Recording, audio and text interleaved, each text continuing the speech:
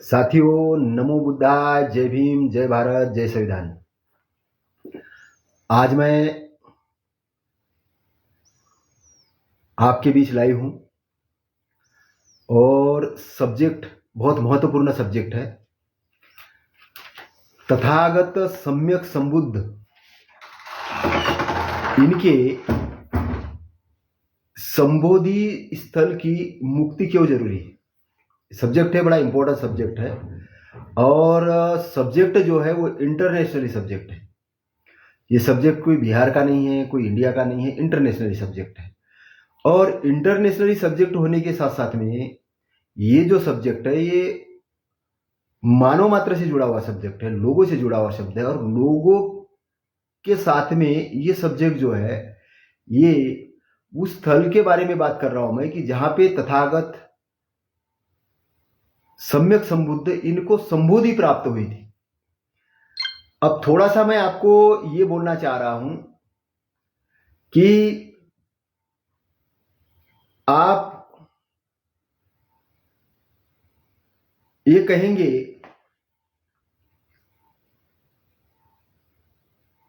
कि संबोधि स्थल क्यों कहा जाए इसको। लोग तो बुद्ध गया कहते हैं, फिर इसको हम संबोधि स्थल क्यों कह रहे हैं।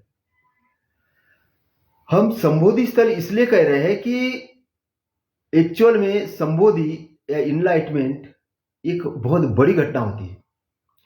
जिस स्थान पर तथागत ने अपने अज्ञान पर विजय प्राप्त की और वो अज्ञान पर विजय प्राप्त करके सम्यक संबुद्ध हुए। अब बहुत लोगों को तो ये पता नहीं होगा कि सम्यक संबुद्ध कहते किसे हैं। बहुत लोगों को यही पता नहीं होगा कि सम्यक संबुद्ध कहते किसे हैं। क्योंकि सम्यक संबुद्ध और संबोधि और तथागत ये पहले शब्द समझने पड़ेंगे। सम्यक का मतलब होता है राइट, संबुद्ध मतलब राइट बुद्ध से ऊपर की एक स्टेप, और तथागत का मतलब कि जो बोलते हैं या वर्क करते दोनों एक ही हो जाते, मतलब वो ब्रह्मांड के रूप में उनकी एनर्जी सम्मिलित हो जाती, ब्रह्मांड के साथ उनकी एनर्जी एकात्म हो जाती। तो बोले तैसा चाले त्याची वंदावी पावली, ऐसे मराठी में संत तुकाराम महाराज जो बात कहते हैं कि बोले तैसा चाले त्याची वंदावी पावले, ये तथागत के लिए बोले गए शब्द है। तो तथागत सम्यक संबुद्ध इनके संबोधि स्थल की मुक्ति क्यों जरूरी है। कहने का अर्थ है कि क्या वो स्थल किसी ऐसे व्यक्ति के हाथों में है कि जो उस स्थल का अपमान कर रहा है, या उसको उस स्थल को लोगों को भ्रमित कर रहा है। यह हमें समझना होगा। मतलब मैं आपको एक चीज बताना चाहता हूं कि आपके पास कोई खजाना है तो आप उस खजाने को सुरक्षित रखने की जिम्मेदारी चोरों को तो नहीं देंगे कि भाई चोर है भाई तुम बैठ जाओ यहां पे सुरक्षित। तो खजाना अगर कोई है तो उसको सुरक्षित रखने की जिम्मेदारी किसी चोरों को नहीं देंगे, क्योंकि अगर आपने किसी चोरों को दे तो वो क्या करेगा, उस खजाने को वो चोरी करेगा। पहले चीज है कि वहां पर जिस प्रकार से एक्ट बना हुआ है उस एक्ट के अंदर में 4 बुद्धिस्ट, 4 हिंदू मतलब हिंदू में भी वो ब्राह्मण, और एक हेड रहेगा वो भी ब्राह्मण होगा, कलेक्टर। तो ऐसा 9 लोग मिलकर वो कमेटी चलाएंगे। और उसमें भी यह है कि कोई अगर डिसीजन लेना है तो 4 लोग मिलकर डिसीजन ले सकते हैं। मतलब किसी कारण से कलेक्टर भी उपस्थित नहीं रहे, 4 ये बुद्धिस्ट जो भिक्षु है ये भी उपस्थित नहीं रहे, तो 4 जो महंत है उसको डिसाइड करके वो कार्यक्रम अपना कर सकते हैं। ये जो एक्ट बनाने वाले जो लोग हैं, जिन लोगों ने 1949 का एक्ट बनाया, तो ये अनकॉन्स्टिट्यूशनल एक्ट है, मतलब कॉन्स्टिट्यूशन के लाइन पर नहीं है। क्योंकि पहली चीज ये है कि बुद्धिज्म और हिंदुइज्म ये दोनों डिफरेंट चीजें हैं। हिंदुइज्म वर्ण व्यवस्था और जाति व्यवस्था को मानने वाली एक टीम है जिसके अंदर में जन्म से ही कोई ब्राह्मण होता है, जन्म से ही एक वर्ण व्यवस्था होती है। और बुद्धिज्म जो है वो डिफरेंट है। बुद्धिज्म जन्म से कोई ब्राह्मण नहीं, कर्म से ब्राह्मण बोलता है। बुद्धिज्म कर्म आधारित है। तो दोनों में डिफरेंस ऐसा है कि मैं थोड़ा सा डिफरेंस आपको बता देता हूं कि कोई ये कहे कि जन्म से डॉक्टर है, डिग्री लेने की जरूरत नहीं है, ये डॉक्टर जन्म से है। और धम्म ये कहता है कि जन्म से डॉक्टर नहीं, डॉक्टर की डिग्री लेनी होगी। दोनों में डिफरेंट है। फिर दोनों की जो कार्य प्रणाली है वो डिफरेंट है। तो हिंदुइज्म और बौद्धिज्म के अंदर में क्या डिफरेंट है? पहली चीज है कि वो एक दूसरे के कॉम्पिटिटर नहीं है। पहली चीज, जो लोग उसको कॉम्पिटिटर करके प्रस्तुत करते तो कॉम्पिटिटर नहीं है। जैसे एक समुंदर और एक नदी, ये एक दूसरे के साथ कॉम्पिटिटर नहीं है। नदी और समुंदर में एक केवल इतना ही अंतर है कि समुंदर जो है, समुंदर के अंदर में नदी का पानी आता है। समुंदर अपने आप में बहुत गहनतम चीज है, लेकिन लोगों ने अज्ञान के कारण यह बोल दिया कि समुंदर यानी नदी है। पानी जरूर आता है। तो हिंदुइज्म एक ऐसी चीज है कि जो बहती हुई एक धारा है जो समुंदर की तरफ आ रही है। समुंदर ऐसी चीज है कि जो सारे नदियों का पानी अपने इसमें लेके, वो बहुत बड़ी चीज है। तो जितने भी धर्म है, जितने भी विश्व के धर्म है, वो धर्म आके धम्म में विलीन हो जाते हैं। क्योंकि धम्म के बाद में जो है, धम्म के बाद में जो एरिया स्टार्ट होता है निब्बान का एरिया। धम्म के बाद वाला जो एरिया है वो निब्बान का एरिया, वो यूनिवर्सल है।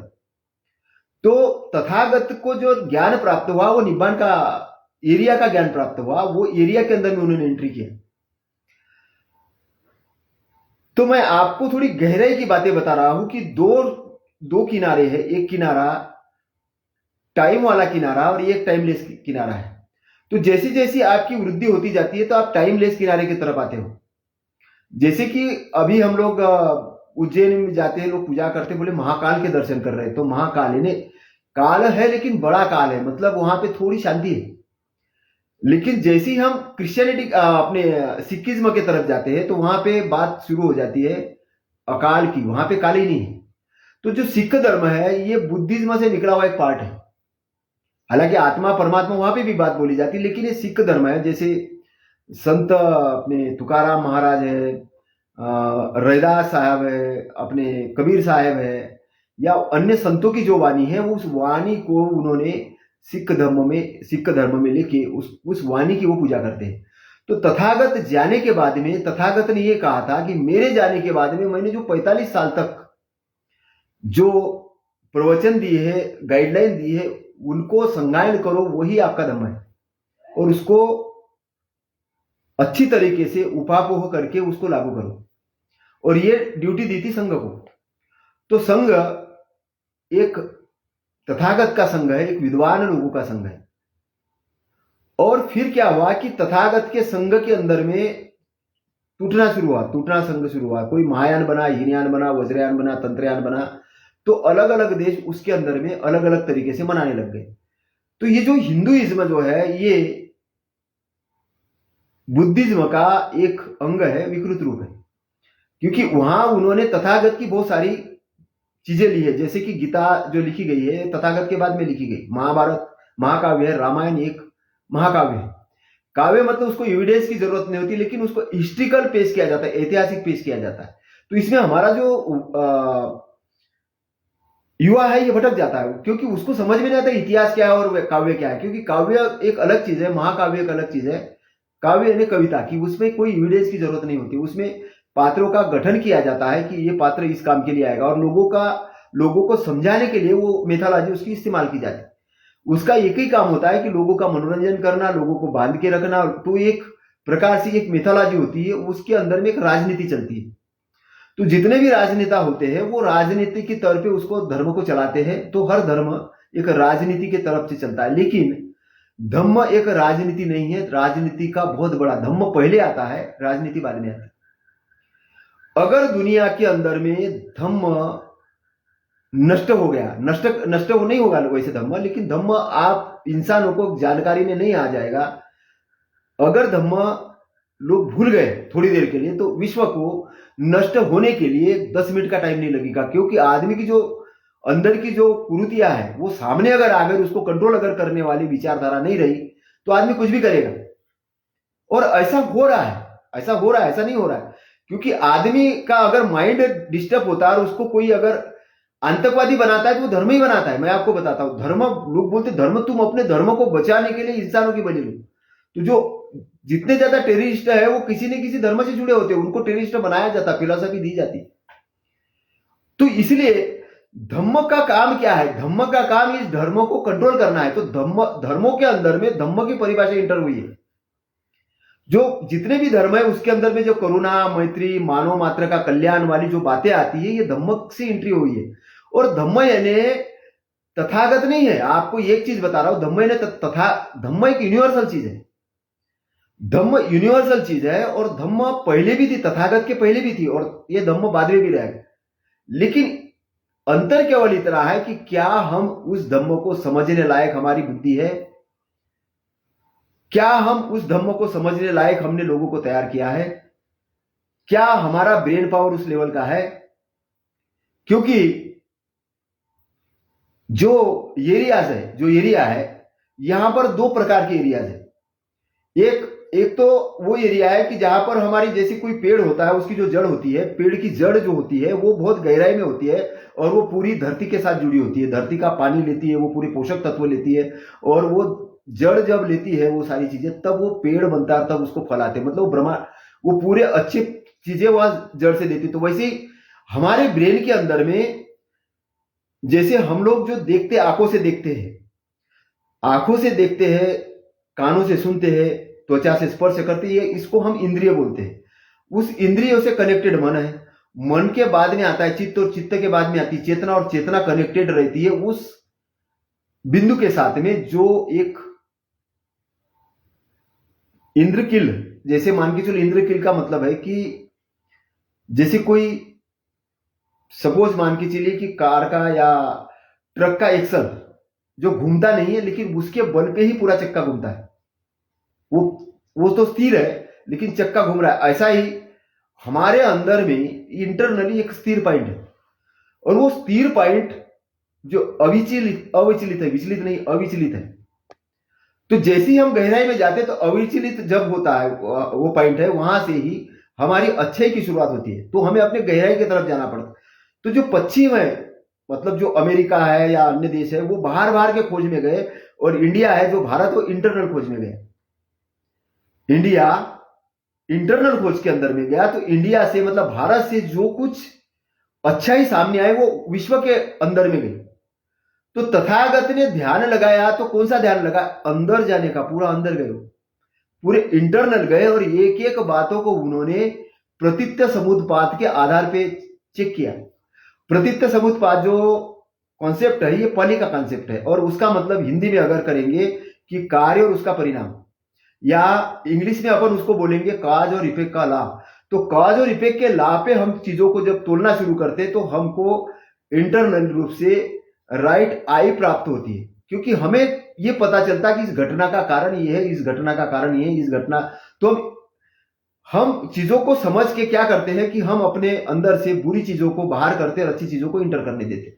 क्योंकि किसी भी चीज का शोध करने का जो फर्स्ट लेवल का फार्मूला, वो यही फार्मूला है।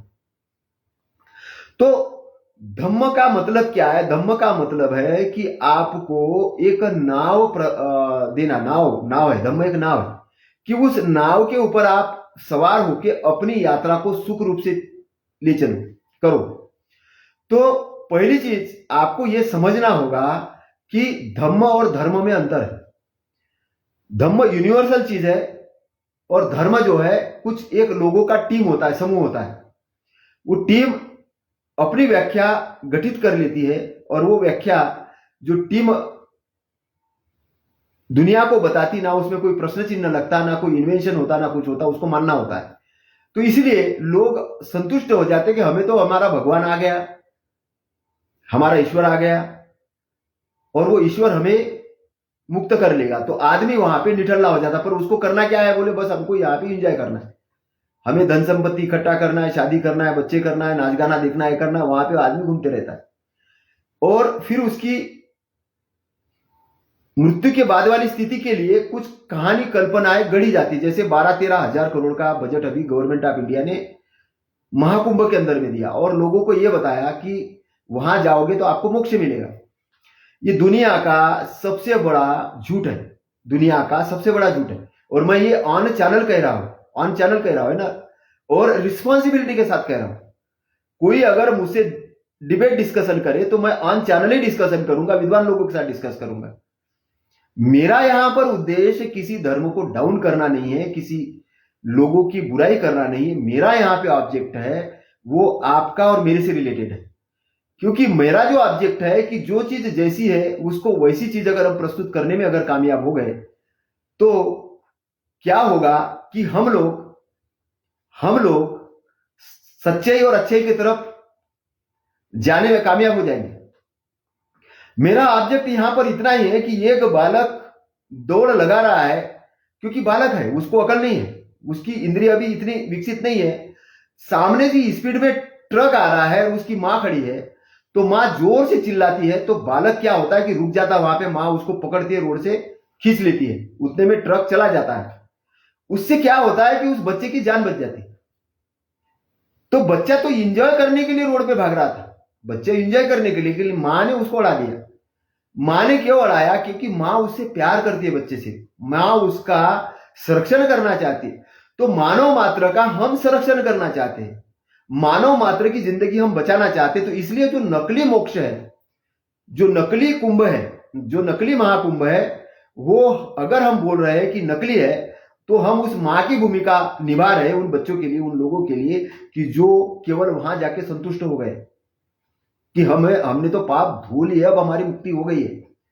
ये दुनिया का सबसे बड़ा बोला गया झूठ है, और इसमें गवर्नमेंट ऑफ इंडिया इन्वॉल्व होकर वर्क कर रही है, और वो आंकड़े दे रही है कि 60 करोड़ लोगों ने उस पानी के अंदर में डुबकी लगाई। दूसरा आंकड़ा पेपर दे रहा है, पत्रिका की न्यूज है, पत्रिका ये कह रहा है कि 75% लोग वहां पर किसी न किसी बीमारी से ग्रसित हो गए, क्योंकि पानी गंदा था, पानी गंदा था। लेकिन मोक्ष मिल रहा है तो गंदगी भी चलेगी। और अंधश्रद्धा में आदमी इतना डूबा कि कई लोगों के फैमिलीज वहां खत्म हुई, क्योंकि भगवान के भरोसे पे जा रहे, कई लोग ट्रक में घुस गए, कई लोगों के डायरेक्ट एक्सीडेंट हो गए, तो जनहानि जो हुई, या वहां पर जो जिस प्रकार से लोग एक दूसरे को, दिल्ली के अंदर में जो घटनाक्रम हुआ वो एक अलग है। तो अब मेरा ये संबोधि स्थल और इस कॉन्सेप्ट से क्या रिलेशन, मैं इस पर बात क्यों कर रहा हूं?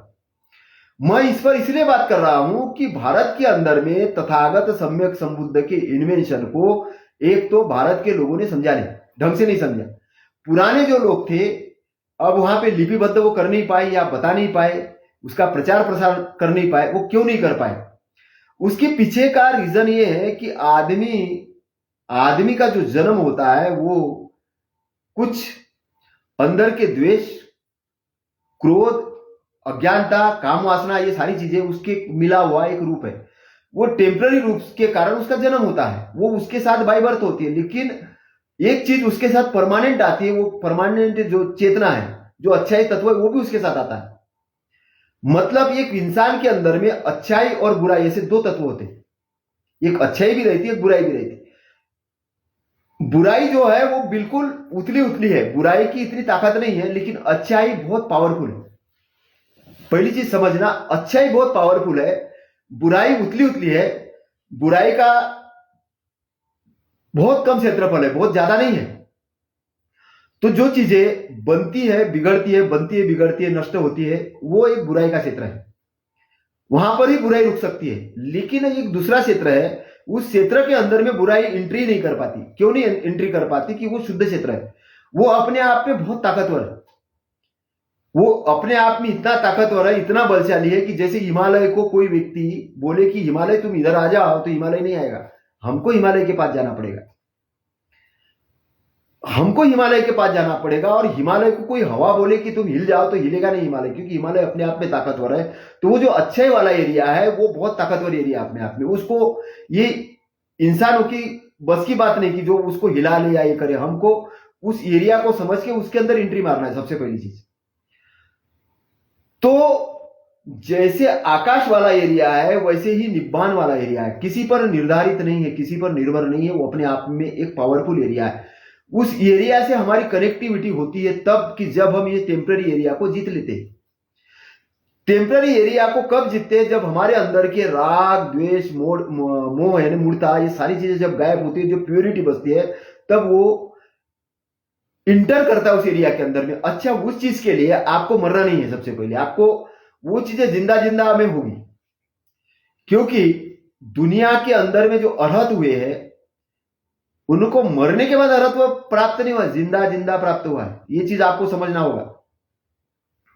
वो चीज जिंदा जिंदा प्राप्त हुई, इनलाइटमेंट जो प्राप्त हुआ जिंदा जिंदा, उसके लिए मरने की जरूरत नहीं है।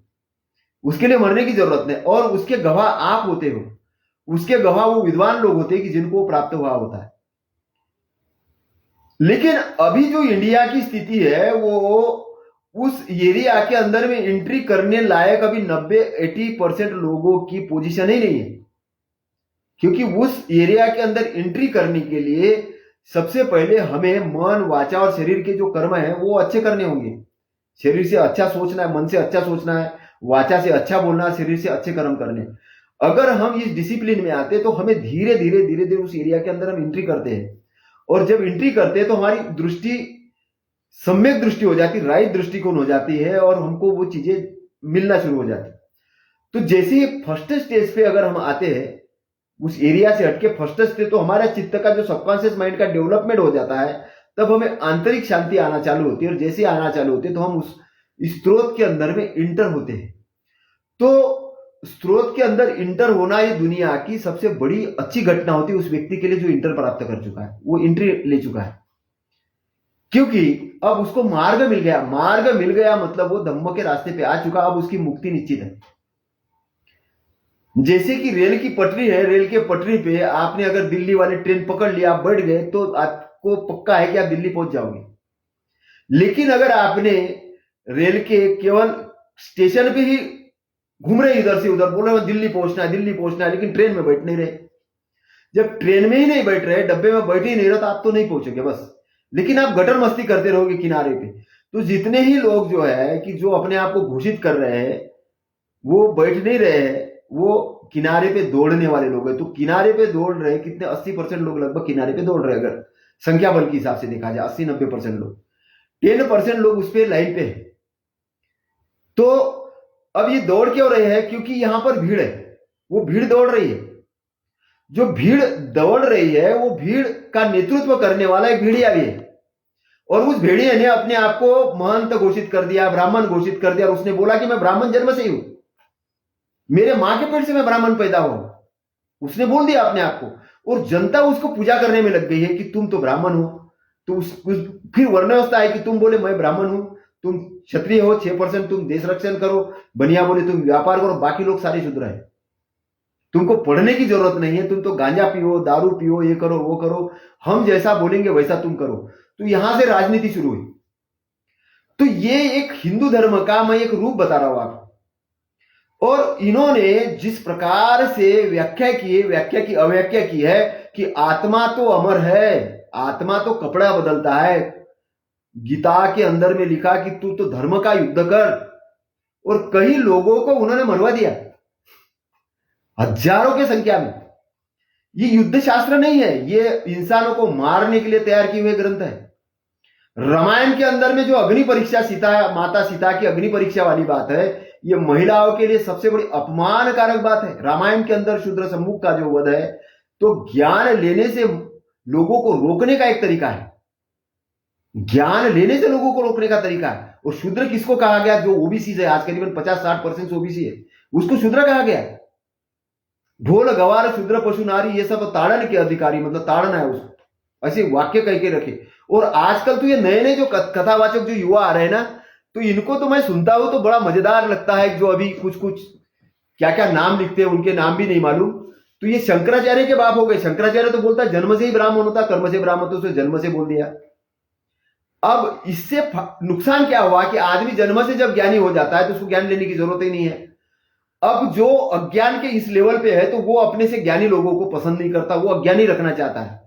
तो जितनी भी कावड़ यात्रा हो रही है, महाकुंभ हो रहे हैं, पत्थरों को पूजने की बातें हो रही है, सारे के सारे शिक्षा से वंचित किया जा रहा है, लोगों को दारू पिलाई जा रही है, अंधविश्वास में डाला जा रहा है, भूत प्रेत के नाम से कथा कहानी के माध्यम से डरा के उनको रखा जा रहा है। ये सारा का सारा षड्यंत्र रचने वाले लोग हैं, ये नकली ब्राह्मण लोग हैं। नकली ब्राह्मण, इसमें दो प्रकार के ब्राह्मण है, एक असली ब्राह्मण है और एक नकली ब्राह्मण है। एक असली ब्राह्मण है, एक नकली ब्राह्मण है। तथागत से किसी ने पूछने के लिए गए उस समय के ब्राह्मण, उसने बोला मैं जन्म से ब्राह्मण हूं। तो तथागत ने कहा जन्म से ब्राह्मण नहीं होता है। बोले कैसे होता है ब्राह्मण? ब्राह्मण कर्म से होता है। तो तथागत ने ब्राह्मण की व्याख्या पहली बार की है। तो इसका मतलब है कि ज्ञानी उसके पहले भी लोग थे। तो ज्ञान का क्या होता है कि जैसे नकली डिग्रीधारी डॉक्टर निकल आते हैं ना, वो बोलते हैं कि मैं तो डॉक्टर हूं, तो नकली डिग्री लगा लेते हैं, लेकिन वो जब लोगों का इलाज करते तो वो क्या होता है कि वो आदमी, उसके बचने के चांसेस कम हो जाते हैं। और अगर सरकार को पकड़ में आ जाए, सरकार उसको, मतलब आप समझ लेंगे वो सरकार क्या करेगी, अगर है ना, क्योंकि सरकार जानती है कि नकली डॉक्टर है। तो जो नकली ब्राह्मण बना है, वो ब्राह्मण क्या कर रहा है, वो लोगों को मरवा रहा है जिंदा जिंदा। मरने का मतलब ये नहीं कि उसको जाके फांसी पे लटका रहा हो, कुछ कर रहा है। मरने का मतलब ये है कि उसको निब्बान पथ, उसके मुक्ति के पथ को रोक रहा है। ये मैं यूनिवर्सल बात कह रहा हूं, ट्रूथ कह रहा हूं, इस पे इन्वेंशन करवा, मैं पूरे रिस्पॉन्सिबिलिटी के साथ कह रहा हूं ये चीजें। मैं अब यहां पर कोई लोग बोलेंगे तुम ब्राह्मणों के विरोध में नहीं, मैं ब्राह्मणों के विरोध में नहीं, मैं ब्राह्मण का सबसे अच्छा दोस्त हूं, मेरे से अच्छा बढ़िया दोस्त नहीं है। क्योंकि मैं कई ब्राह्मणों को ये बोला हूं, मैंने बोला है कि तुम जिस प्रकार की बदमाशी कर रहे हो, इस देश के अंदर में सिविल वार जब ये होगा तो तुम्हें जब मारने के लिए लोग आएंगे तब बचाने वाला कौन होगा? मैं उनको बोला हूं। वो चुप रहे थे, वो बोलते कि आप बोल क्या रहे हो? मैंने कहा उस तब भी हम आपको बचाएंगे। बोले क्यों? हम कहा क्यों बचाएंगे? क्योंकि आप इंसान हो और हमारे अंदर में एक मैत्री है, क्योंकि हम मैत्री डेवलप कर रहे हैं। हम अपने शत्रु को भी मैत्री से जीतना चाहते हैं, हम उसको खत्म नहीं करना चाहते। हमें मालूम है कि उसके अंदर का जो ब्रेन का जो प्रोग्राम है, ये गलत प्रोग्राम है। जब प्रोग्राम अच्छा हो जाता है तो आदमी अच्छा हो जाता है। इसलिए फांसी के लटकाने वाली घटना के हम टोटल विरोधी हैं। क्योंकि जो लोग लोगों को उठा के फांसी पे लटका रहे, एक तो वो अज्ञानी लोग हैं, जानकार नहीं है, क्योंकि उनके पास में ऐसे कोई उन्होंने टेक्निक तैयार नहीं की है कि उसके ब्रेन को हम ठीक करके उसको अच्छा इंसान बनाए। तो हमारे पास में वो कोई अभी हम उधर नहीं जा रहे, लेकिन मैं आपको अभी नई चीज जो बताना चाह रहा हूं कि हमें क्या करना है, महत्वपूर्ण चीज। तथागत का जो संबोधि स्थल है वो क्या है? तो एक्चुअल में वहां पर 4 ब्राह्मण अध्यक्ष रहेगा और 4 भिक्षु होंगे और इस प्रकार से उसका संचालन होगा। अब वहां पर हुआ क्या है, मैं थोड़ा सा आपको बताता हूं। वहां जगन्नाथ का टेम्पल बना दिया गया, वहां पर एक वागरा देवी बना गई, वागरा देवी। और वहां पर जैसी एंट्री करते हैं तब यह बताया जाता है कि ये वागरा देवी है, ये सिद्धार्थ गौतम इनके सपने में गई थी और उसने ये बोला था कि तुम जाके इस पीपल के पेड़ के नीचे बैठ जाओ, तुम्हें ज्ञान मिल जाएगा। और उनको ज्ञान मिल गया। फिर उधर अंदर जाओ तो वहां पे एक बोर्ड लगा हुआ मिलता है, वहां पे लिखा है 5 पांडव, सनातन धर्म, शिवलिंग, अन्नपूर्णा देवी। ये सारी चीजें वो फ्रंट लाइन पे लिखी है, फ्रंट लाइन पे। और एक व्यक्ति वहां पे रामायण लेके पढ़ते रहता है। और दूसरा जो तथागत की कुछ स्टेचू है उसको उन्होंने 5 पांडव घोषित कर दिया। जो महायानी बौद्धिस्ट लोग थे, उन्होंने जो तथागत की मूर्तियां बनाई थी उसको उन्होंने साड़ी का और ये अपना कपड़े पहना के उसको नकुल सचदेव करके ऐसा वो बताते हैं। एक साइड में जाते बोलते शिवलिंग है। अब आदमी फिर अंदर जाता है, अंदर जैसे जाता तो एक पंडा है, वो वहां पोछा लगाता है फर्श के ऊपर और बोलता है यहां पर शिवलिंग है, वो शिवलिंग है ऐसा बताता। फिर उधर तथागत की मूर्ति की पूजा चालू रहती है। फिर कोई गाइड देने वाला आता है, वो बताता है कि यहाँ 5 पांडव आए थे, वो वागरा देवी है, ऐसा है, ऐसा कर करके वो तथागत का जो इनलाइटमेंट वाला एरिया उसको अशुद्ध करता है। वर्ड के अंदर में जहां से ज्ञान जाना चाहिए वहां अज्ञान जाता है, जहां से ज्ञान जाना चाहिए वहां अज्ञान जाता है। और कुछ लोग तो अभी वहां पर बैठ के पिंडदान भी करने लग गए कि भाई गया के अंदर पिंडदान। तो इस प्रकार से जो तथागत की फिलॉसफी का रिसर्च होना चाहिए था, यूनिवर्सिटीज बननी चाहिए थी, नए नए इन्वेंशन होने चाहिए थे कि क्या ज्ञान शोध करके निकाला है। हम लोगों ने हमारे बेवकूफी के कारण उस एरिया को अशुद्ध करना शुरू कर दिया। और आसपास का स्थल देखो, मैं 1992 के अंदर में श्रामनेर बना था और वहां चिवर पहन के गया था। तब भी हम बुद्ध गया संबोधि स्थल के मुक्ति के आंदोलन में शामिल हुए थे। मैंने मध्य प्रदेश का नेतृत्व किया था। और तब तो उस वाला एरिया पूरा खाली था, 2-3 किलोमीटर का पूरा एरिया खाली था, हर भरी जंगल थे, सारा बहुत अच्छे पेड़ थे, बहुत अच्छा लग रहा था। अभी गए तो जो तथागत का जो टेम्पल वाला एरिया है उसको छोड़ने के बाद में सारे होटल्स बन चुके हैं और सारा कवर कर लिया। मतलब लोगों को यह लगा कि ये बिजनेस स्थल है। वो एक्चुअल बनना था ध्यान का स्थल, रिसर्च का स्थल, वहां पर कुछ अच्छी चीजें होनी थी, लेकिन बना लिया आसपास में व्यवसायिक स्थल। क्योंकि इसलिए बनाया कि हमारा दिमाग केवल उधर ही चलता है कि पैसा कहां से मिलेगा, पैसा कहां से मिलेगा, पैसा कहां से मिलेगा। और तथागत को जिस एरिया के अंदर में संबोधि प्राप्त हुई थी, उस एरिया को ही तथागत ने क्यों चुना, यह सबसे पहला कारण है। जब मैंने उस एरिया को समझने की कोशिश की, जानने की कोशिश की, तो वो अपने आप में बहुत ही शांत और बहुत ही शीतल एरिया है। पीपल का पेड़ रात और दिन में ऑक्सीजन देता है। तो ध्यान की अवस्था में क्या होता है कि व्यक्ति को ज्यादा ऑक्सीजन की जरूरत पड़ती है, बहुत ज्यादा, क्योंकि वो मेहनत का काम है ध्यान करना।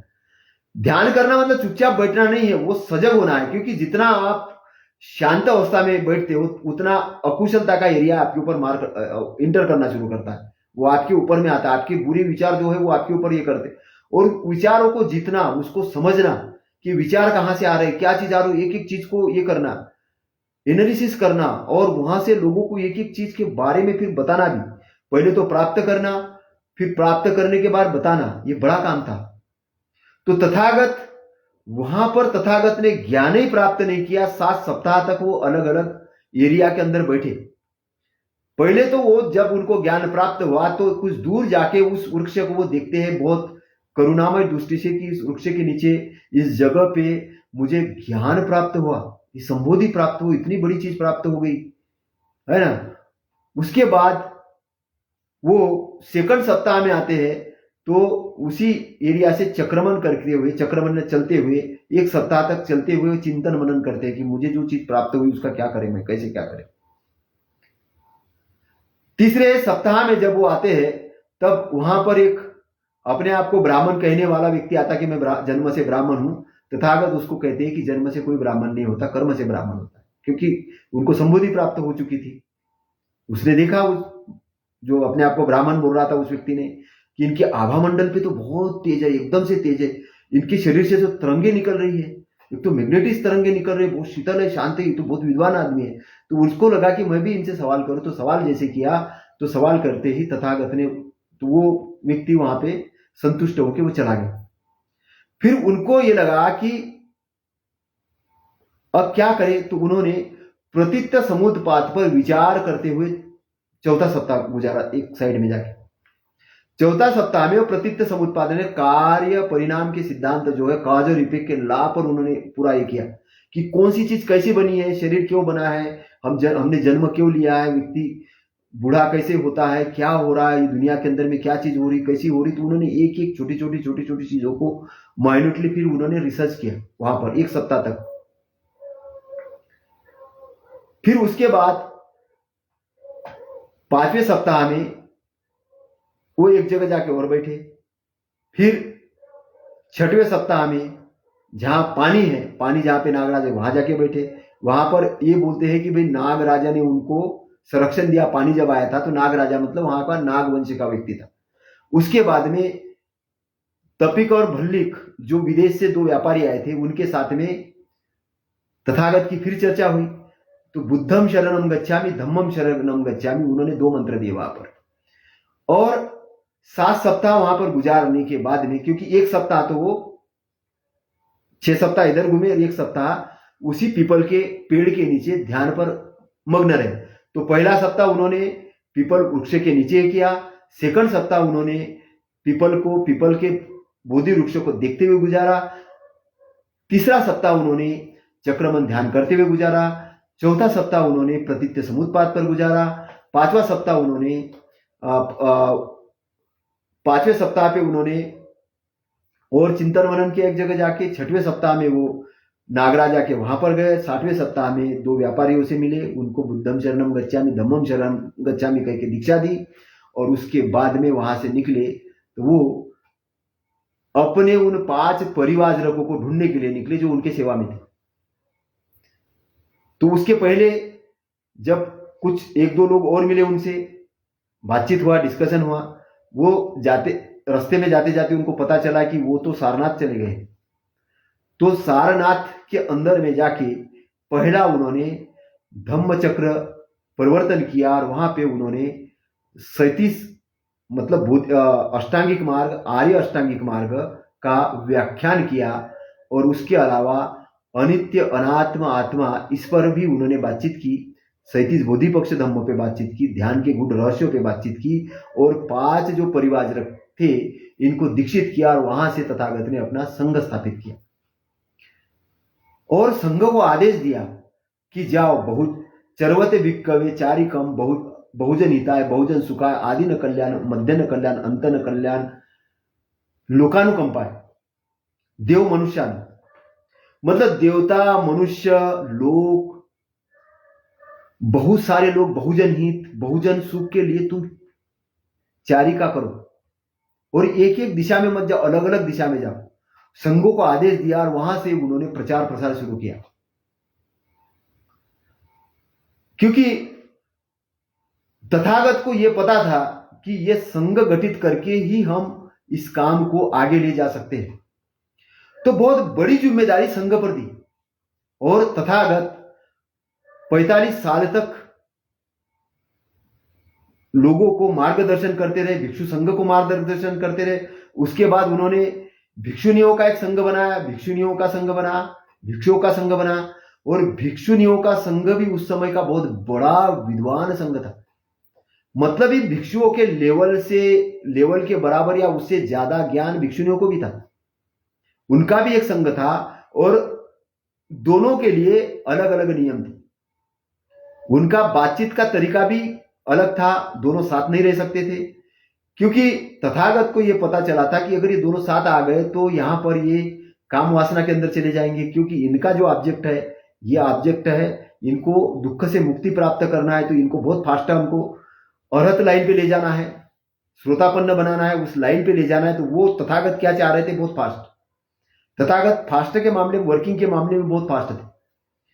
तो तथागत ने इस प्रकार अपने धम्म की नींव रखी, और तथागत के जब जाने की बारी आई, 3 महीने पहले उन्होंने घोषणा की कि मैं कुशीनारा के अंदर में, उन्होंने अपना शरीर छोड़ा। छोड़ने से पहले जब भिक्षु ने यह कहा कि अब आपके जाने के बाद हमारा शास्ता कौन होगा, तो तथागत ने यह कहा कि आपका शास्ता ये धम्म होगा।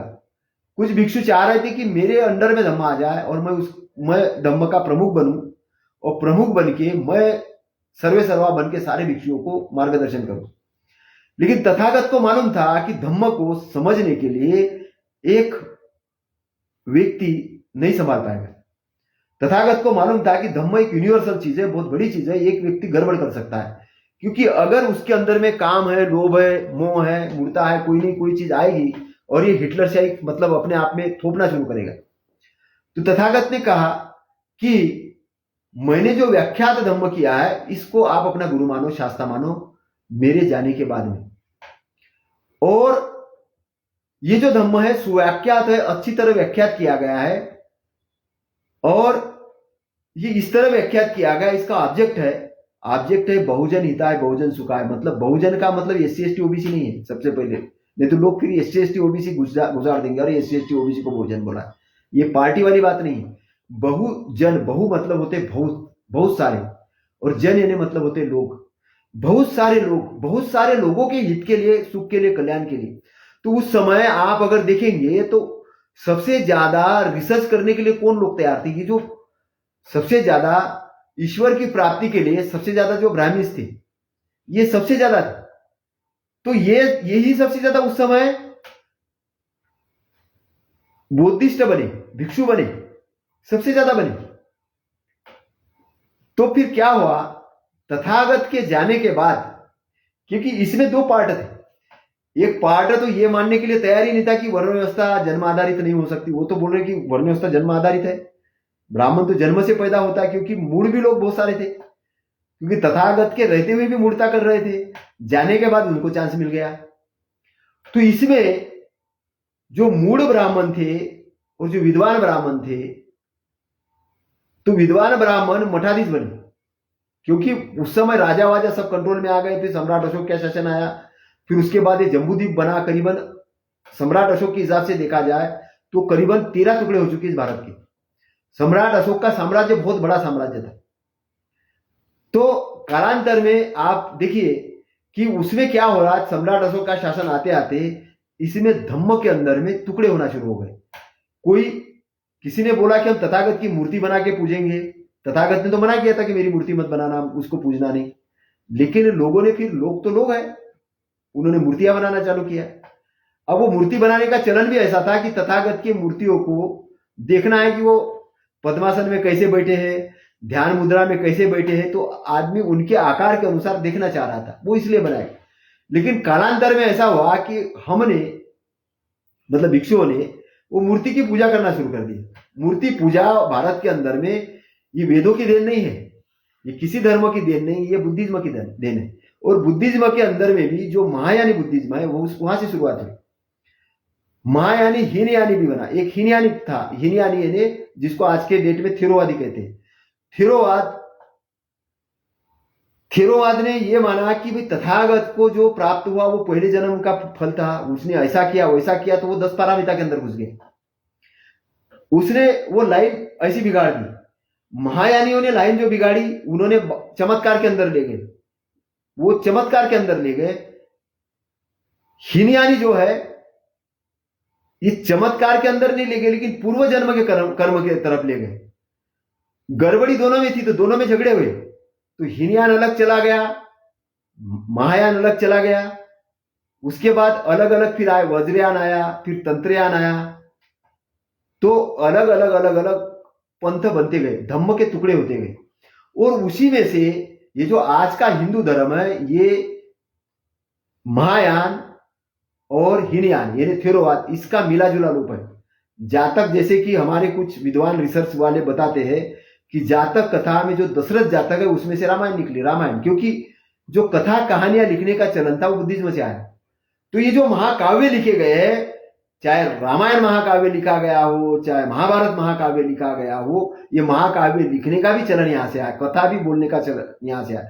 लेकिन तथागत ने ये सब चीजों के लिए, धम्म प्रचार प्रसार के लिए, कथा कहानियों का उपयोग करने के लिए मना किया था। उन्होंने कहा था कि मेरा धम्म बहुत सिंपल है, सही है, आप सटीक व्याख्या करो सही तरीके से। इसलिए उन्होंने नाच गाना करके धम्म का प्रचार प्रसार करने के लिए मना किया था, क्योंकि नाच गाना जब करते तो वो इंसान का ब्रेन रिसर्च के तरफ नहीं जाते, वो मजा मौज करने में चला जाता। तो उन्होंने कहा धम्म का प्रचार प्रसार ऐसा नहीं हो सकता। धम्म एक बहुत सिंसियर चीज है, वो शांत, जब चित्त शांत होता तभी वो ग्रहण करेगा। मन वाचा के शरीर के जब आपके कर्म अच्छे होंगे तभी वो ग्रहण होगा। तो उसके पीछे बेसिक था कि आदमी को इस तरीके से ट्रेंड किया जाए, इस तरीके से ट्रेंड किया जाए कि वो धम्म के मार्ग पर आ सके। ये उसका ऑब्जेक्ट था। क्योंकि आज भी मैं देखता हूं कि जहां पर रिसर्च होते हैं, मैं वैज्ञानिकों को देखता हूं, तो बहुत से वैज्ञानिक, उनका अंडरग्राउंड में कमरा होता है, अंडरग्राउंड में। और बहुत से ध्यानी लोग हैं, जैसे आपने देखा होगा कि कबीर साहब भी अंडरग्राउंड जाके ध्यान करते थे। और ये भिक्षु लोग थे या तथागत भी थे, शून्यागार में जाके ध्यान करते। शून्यागार मतलब क्या होता है? एकांत कमरा, अंडरग्राउंड वाला जैसा शून्यागार। शून्यागार मतलब एक ऐसे कमरे के अंदर में जाके, वो वहां से मतलब ध्यान जल्दी लगता है और बहुत ज्यादा कॉन्सेंट्रेट होता है चित्त। तो इसलिए व्यक्ति का जो माइंड है डिस्टर्ब नहीं हो, इसलिए वो एक पिन पॉइंट कॉन्सेंट्रेशन रहे, वो चीजों को ग्रहण करे। और इसलिए तथागत 3 बार पूछते थे। तो यहां पर मेरा कहने का मतलब है, मैं जो इतनी बातें बताना जा रहा हूं कि 4 हिंदू और 4 बौद्ध और हिंदू अध्यक्ष रहेगा, ये जो कमिटी बनाई गई, ये तो पहले तो बुद्धिज्म के तथागत के ज्ञान प्राप्ति वाला एरिया, तथागत का जो मार्गदर्शन उसके विरोध में, पहली चीज। तो दूसरी चीज है कि आज के हिसाब से लोग बोल रहे हैं कि भाई क्रिश्चियनों का जो चर्च है वो क्रिश्चियन संभालते, हिंदुओं का मंदिर हिंदू संभालता है, मुस्लिमों का मुस्लिम संभालता है, तो बुद्ध का बुद्ध क्यों नहीं संभाले। ये भी एक तर्क अपने आप में सही तर्क है, मैं इसको गलत नहीं मानता हूं, लेकिन मैं इससे बड़ा एक तर्क देना चाहता हूं।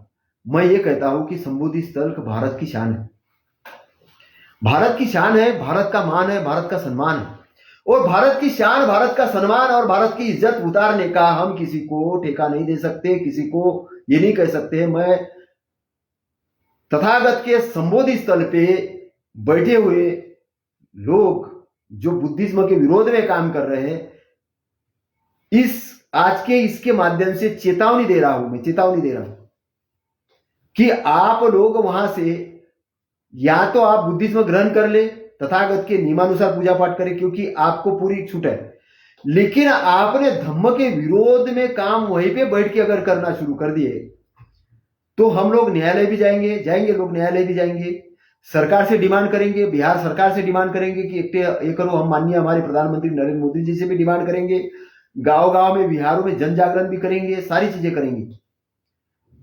तो आप ये मत समझिए कि ये आंदोलन अभी रुकेगा, ये आंदोलन बढ़ेगा।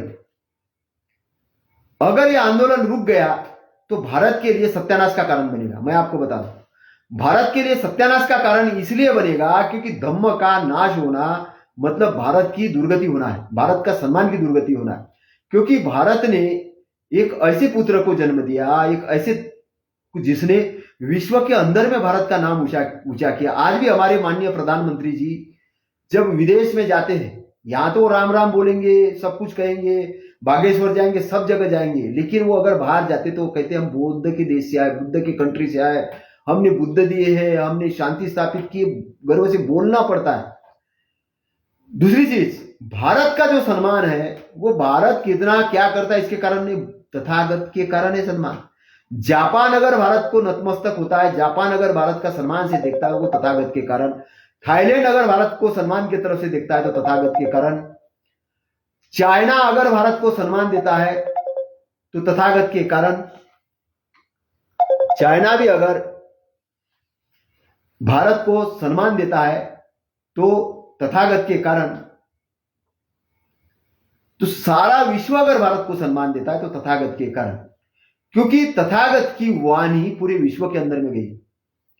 आप ये मत समझिए कि अमेरिका को नहीं मालूम, अमेरिका, म्यांमार के लोग अमेरिका गए, बर्मा के लोग अमेरिका गए, वहां जाके उन्होंने वहां पर बुद्धिज्म का प्रचार प्रसार किया। आज अमेरिका के लोग भी ध्यान पर रिसर्च कर रहे हैं और उन्होंने आधुनिक उनके रिसर्च के साथ कनेक्टिविटी कर ली। अभी मैं बहुत सारे पादरी लोग हैं या बहुत सारे लोग हैं वो ध्यान पर बातें करने लग गए हैं, ध्यान पर और रिसर्च पर उन्होंने बातें की है। तो रिसर्च पर बातें करने लग गए हैं। तो मैं आपको जो बात बोलना चाह रहा हूं, मैं जो आपको बात बोलना चाह रहा हूं कि संबोधि स्थल को एक रिसर्च का स्थल बनाया जाए, वहां पे यूनिवर्सिटी ओपन की जाए। अभी तक यूनिवर्सिटी नहीं ओपन हुई, यूनिवर्सिटी ओपन होनी चाहिए तो बुद्धिज्म यूनिवर्सिटी, लेकिन अभी नहीं हो पाई। क्यों नहीं हो पाई? क्योंकि महाबोधि टेम्पल का संचालन करने वाले लोग जो है वो खुद ही नहीं चाह रहे, वो खुद नहीं चाह रहे कि भारत के अंदर बुद्धिज्म बढ़े, क्योंकि उनका जो सोच है वो सोच है कि हम अपना राजनीति कैसे चलाएं, क्योंकि उनको कहीं ना कहीं आड़े आ रही उनकी फिलॉसफी, तथागत की फिलॉसफी आड़े आ रही। तो एक्चुअल में उनकी जो छोटे छोटे जो चीजें हैं, छोटी छोटी जो चीजें हैं, छोटी छोटी चीजें हैं, ये चीजें उनके आड़े आ रही। तो मैं आज के इससे एक निवेदन करना चाहता हूं खास तौर से जो बाबा साहब को मानने वाले लोग हैं, तथागत सम्यक संबुद्ध को मानने वाले लोग हैं, कबीर साहेब को मानने वाले लोग हैं, सिख हमारे भाई गुरु है, जो सूफी संत वाले जो लोग हैं, जो मतलब ध्यान की जो रैदास साहब को मानने वाले लोग हैं, जो तुकाराम साहब को मानने वाले लोग हैं, जो शिवाजी को मानने वाले लोग हैं, क्योंकि इनकी जो धारा है ये समानता मैत्री बंधुत्व वाली धारा है। इन लोगों को मैं सीधा सीधा आह्वान कर रहा हूं कि आप तथागत के संबोधि स्थल को, मैनेजमेंट कमेटी को, तथागत के मानने वाले जो भिक्षुगण हैं, जो विद्वान लोग हैं, उनके अंडर में सौंपने के लिए अपनी आवाज बुलंद करें। मैं माननीय पंत प्रधान इनसे निवेदन कर रहा हूं कि बिहार सरकार को बोल के उस एक्ट को चेंज करने को लगाए, पावर होता है उनके अंडर में। मैं राष्ट्रपति जी से निवेदन कर रहा हूं कि वो बोले। मैं चीफ जस्टिस ऑफ इंडिया से निवेदन कर रहा हूं कि वो कॉन्स्टिट्यूशन के इसमें उस पर एक्शन ले। मैं हमारे विद्वान एडवोकेट लोगों से निवेदन कर रहा हूं कि इसके ऊपर मनन चिंतन करके उस पर ये करें। मैं बिहार के मुख्यमंत्री नीतीश कुमार जी से निवेदन कर रहा हूं कि वो इस पर ये करे, एक्शन करे।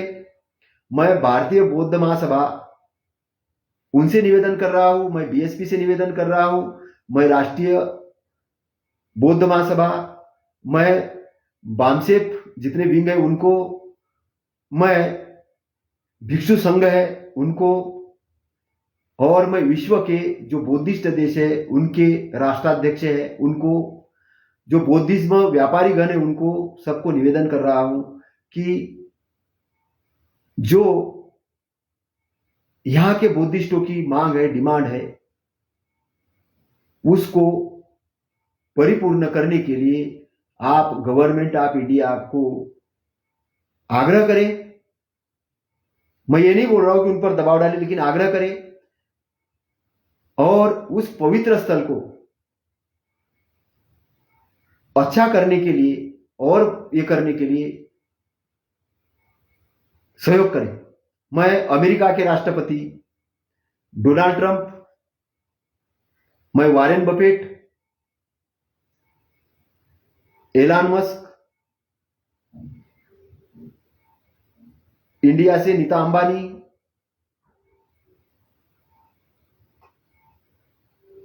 अडानी, विपक्ष के नेता राहुल गांधी, खड़गे साहब, हमारे अदर स्टेट के मुख्यमंत्री, सबसे निवेदन कर रहा हूं कि वो इस पर ध्यान दें, क्योंकि ये भारत के मान सम्मान की बात है। ये भारत के मान सम्मान की बात है, क्योंकि वहां विश्व के लोग आते हैं और ये जब कचरा देख के जाते हैं तो भारत की बदनामी होती है। तो आप भी नहीं चाहते होंगे अगर आप देश से सम्मान करते हो, लेकिन अगर आप आवाज नहीं उठाते हो, अगर आप आवाज नहीं उठाते हो और आप हमारी बात नहीं सुनते हो, तो हम ये मानेंगे कि हमने जो हमारे लीडर चुने हैं वो किसी न किसी दबाव में काम कर रहे हैं, या उनके पास वो ज्ञान ही नहीं है कि ये स्थल क्या है। और खास तौर से मैं जो बाबा साहब के अनुयायी हैं, जो बाबा साहब को मानने वाले लोग हैं, उनसे निवेदन कर रहा हूं कि वो इस घटना को प्राथमिकता देकर ही करें। और इतना ही नहीं करे, बल्कि जो घुसपैठ हो रही है बुद्धिज्म के अंदर भी बहुत बड़े पैमाने पे घुसपैठ हो रही है। अभी अभी मैं कोई भंते था, उनको सुन रहा था, वो कह रहे थे कि भारत हिंदू राष्ट्र बनना है। अब उस गधे को, उस भंते को यही नहीं मालूम कि हिंदू राष्ट्र क्या है।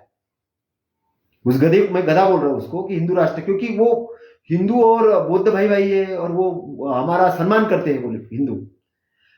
अब मैं तो ये कह रहा हूं कि पहले भाई साहब तुम चिवर उतारो, तुम बौद्ध भिक्षु हो नहीं, और जबरदस्ती मूर्खतावश बौद्ध भिक्षु घोषित करके कुछ भी स्टेटमेंट मत दो, क्योंकि तुमको कौन सा राष्ट्र बनाना है, क्या बनाना है, ये राजनीतिक मुद्दा है।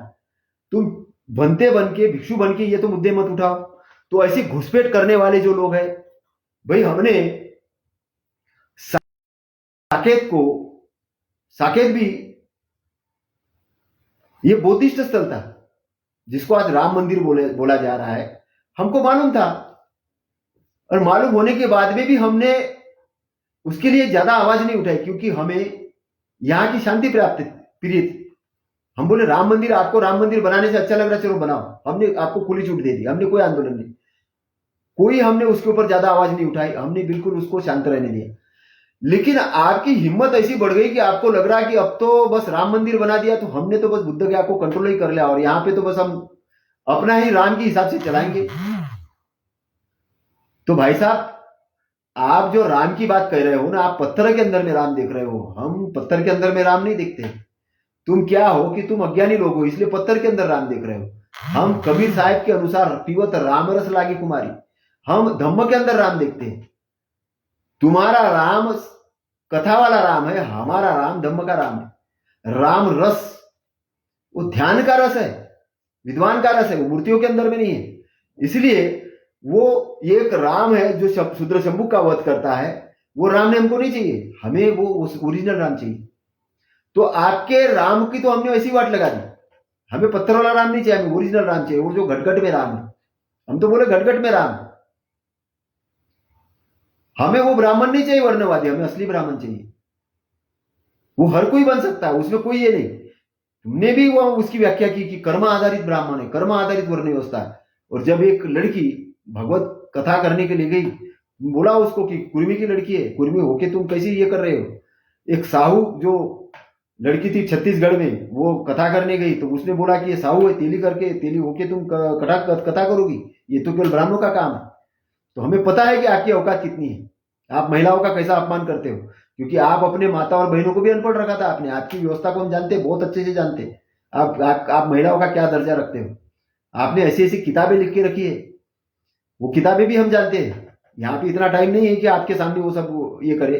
लेकिन ये है कि बाबा साहब ने रिडल्स इन न्यूज में लिखा है, तो उसमें क्या लिखा बाबा साहब ने? बाबा साहब ने ये लिखा कि ये देखो क्या क्या चरित्र है। पंचशील के आधार पे सारे चरित्रों का एनालिसिस किया उन्होंने, हर पात्र का एनालिसिस किया कि जो एक पहेलियां लिख के रखी, पहेलियां बोला, हिंदू धर्म की पहेलियां किसने बोला? बाबा साहब ने। लेकिन हमने वहां से भी रास्ता ये किया और हमने बाबा साहब को ही बेकार ठहराया, बोले देखो राम और कृष्ण के बारे में बाबा साहब, बाकी सारा ग्रंथ साइड में फेंक दिया, उठाया। बाबा साहब वो नहीं है, बाबा साहब मॉरलिटी स्थापित करना चाहती इस देश में। और बाबा साहब ने इसलिए आर्टिकल 13 दिया है कॉन्स्टिट्यूशन के अंदर में, और 13 के अंदर में क्या कहा है कि इंसानों का जो फंडामेंटल राइट्स कॉन्स्टिट्यूशन ने दिया है, उसको कम करने वाली या खत्म करने वाली विधि या कानून कोई भी विधानसभा संसद नहीं बनाएगी।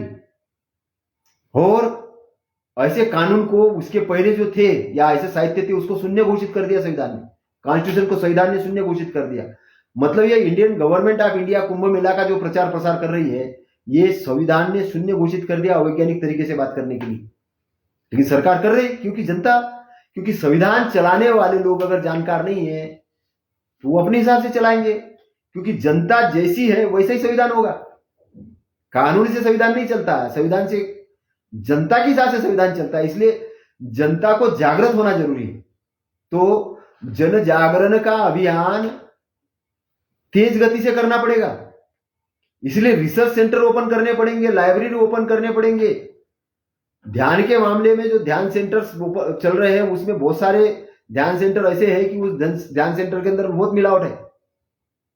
हम इन्वायरमेंट नहीं क्रिएट कर होने दे रहे, हम ध्यान का इन्वायरमेंट है।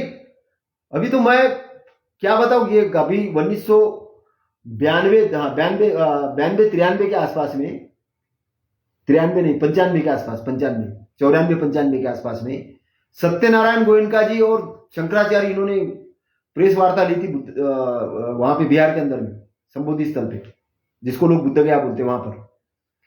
और उसमें यह था कि दोनों परंपरा इस देश की महान परंपरा है। कौन सी? वैदिक परंपरा और श्रवण परंपरा, मतलब ये जो बुद्धिज्म वाली परंपरा, दोनों ही महान है। और ये एक दूसरे की इज्जत करेंगे, एक दूसरे की इज्जत करेंगे, एक दूसरे के विरोध में नहीं जाएंगे। और बुद्ध को नवा अवतार नहीं बोलेंगे, शंकराचार्य वगैरह कोई ऐसे नवा अवतार नहीं बोलेंगे, ऐसी वहां पे ये हुआ।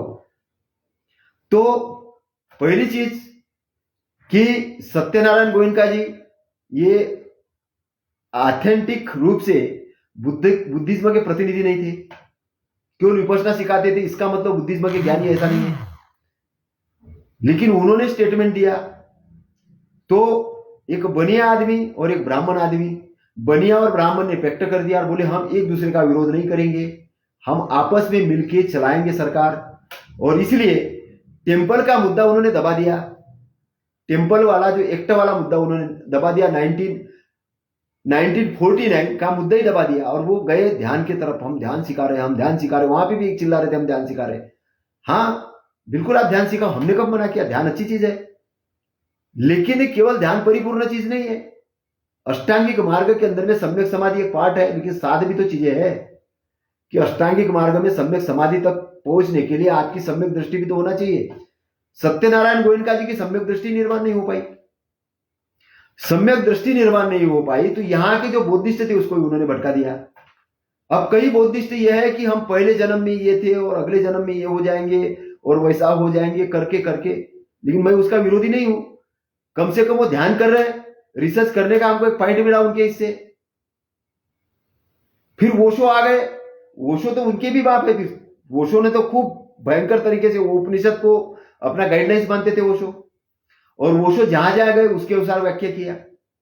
निब्बान के एरिया को उन्होंने परमात्मा का एरिया बनाया, और निब्बान की उनको प्राप्ति तो हुई नहीं, निब्बान के एरिया के अंदर तो गए नहीं, किनारे पे तैरते रहे, घूमते रहे, नाच गाने के अंदर डांस करते रहे, उन्होंने बहुत खुशी मनाई। और संभोग से समाधि जैसी किताबें लिखी, उनका अपना इतिहास है। उन्होंने कृष्ण के बारे में अष्टावक्र गीता, कृष्ण खूब स्टडी किया उन्होंने बहुत सारा बताया। लेकिन उन्होंने यस धम्मो सनातनो लिखा, यस धम्मो सनातनो धम्म पद की व्याख्या की अव्याख्या कर दी, उसके अंदर भयंकर तरीके से घुसपैठ कर दी। मैंने 7 वालुम तक जब गया, और 7वें वालुम में वो बोलते हैं कि तथागत ये कहते हैं कि एक ही मग्गो, एक ही मार्ग है, अष्टांगिक ही मग्गो है कि जो निब्बान पद पे ले जाता है, निब्बान का ये करता है। एक ही मग्गो जैसी बात आती है तो ओशो बोले ये तो भिक्षुओं की मिलावट है। जब मैंने रिसर्च किया तो मुझे पता चला कि ये भिक्षुओं की मिलावट नहीं है, ये सत्य चीज है, ये तथागत ने कही हुई चीज है। क्योंकि मन, वाचा, शरीर, चित्त, वेदना, धम्म, ये सारी चीजों की व्याख्या है उसमें अष्टांगिक मार्ग के अंदर में, तो सारी चीजों को कवर कर रहा है। अब वो बोलते हैं कि भाई तुम डांस करते करते भी ध्यान प्राप्त हो जाएगा, अचानक प्राप्त हो जाएगा, अचानक तुमको संबोधि प्राप्त हो जाएगी और तुम बुद्ध हो जाओगे। मतलब कोई बोले कि अचानक डांस करते करते बिल्डिंग बन जाएगी, बन गई बिल्डिंग, अचानक डांस करते करते नाव बन जाएगी, तो कोई धम्म अचानक प्राप्त करने वाली चीज नहीं है। प्री प्लानिंग के साथ अपने अंदर की जब बुराइयां निकालना शुरू करता है आदमी, तो जब तक आखिरी जड़ तक नहीं निकलता है अंदर से बुराई की, तब तक आदमी इनलाइटमेंट को प्राप्त नहीं होता है। इसलिए तथागत एक बात कहते हैं कि तुम बहुत ध्यान कर रहे हो तो इसलिए मत मानो कि मैं मुक्त हो गया हूं, बहुत सारी डिग्रियां ले लिया तो ये मत मानो कि मैं मुक्त हो गया हूं, बहुत सारा दान दे दिया तो ये मत मानो कि मैं मुक्त हो गया हूं। जब तक चित्त के अंदर से पूरी राग, द्वेष, मोह, मूढ़ता निकाल के बाहर नहीं फेंक लो, तब तक शांत मत बैठो, तब तक शांत मत बैठो। तो वोशो ने अपने अनुसार ये कर दिया, बहुत सारा धन कमाया, अमेरिका के अंदर में जाके ध्यान सिखाया, वहां से बहुत सारा ये किया, तो सब लोग अपना अपना करने के लिए दौड़ पड़े, खूब पैसा कमाया। सत्यनारायण गोयनका जी ने खूब अपने ट्रस्ट ओपन किया, खूब पैसा कमाया, व्यापार किया बहुत बड़ा। फिर अभी कोई माइंडफुलनेस ऐप, कोई जग्गी बाबा है, उन्होंने लाया, और ये सब जो बातें करते हैं, कोई वोशो से पढ़ता है, कोई इधर से पढ़ता है, उधर से पढ़ता है, और पूरे बाबा बन के बाहर आ जाते हैं, और बाहर आके खूब सारे धंधे चल रहे, खूब व्यवसाय चल रहा है, खूब व्यापार हो रहा है। लेकिन सब लोगों के बीच में कहीं नहीं कहीं हम ओरिजिनल रिसर्च की तरफ नहीं जा पाते। अब ये बिखरा हुआ ज्ञान है, आप अगर सारी चीजों को जब स्टडी करते हो, तो स्टडी करने के बाद आपको एक चीज समझ में आता है कि सीधा सच्चा ज्ञान जो तथागत ने दिया, यही सीधा सच्चा ज्ञान है। बहुत सिंपल ज्ञान है, और बहुत सिंपल तरीके से बना, और बहुत सारा टाइम बचाता है। क्योंकि तथागत एक बात बोलते हैं, और बात ये बोलते हैं कि एक व्यक्ति को तीर लग गया था और वो डॉक्टर के पास गया और उस तीर में जहर था। अब वो व्यक्ति पूछे कि भाई मुझे पहले बताओ डॉक्टर साहब, निकालने से पहले कि तीर बना कैसे है, इसमें जहर कैसे लगाया गया, ये किसने मारा। अगर वो बातें करने लग गए और वो डॉक्टर को मना करेगी कि अभी मत निकालो, तो क्या होगा, जहर उसके शरीर में फैल जाएगा और उसकी मौत हो जाएगी। तो डॉक्टर क्या करेगा, सारी चीजें बोलेगा साइड में रहने दो, सारी चीजें साइड में रहने दो, पहले तीर बाहर निकालो भाई, क्योंकि जान बचाना इंपॉर्टेंट है। तो तथागत ने क्या किया, तथागत ने अष्टांगिक मार्ग देखिए, आर्य अष्टांगिक मार्ग जो दिया है वो कॉन्सेंट्रेट है कि पहले मुक्त तो हो जाओ, पहले दुख तो दूर कर लो, उस लेवल पे तो आ जाओ, बाद में चर्चा करना इधर उधर की।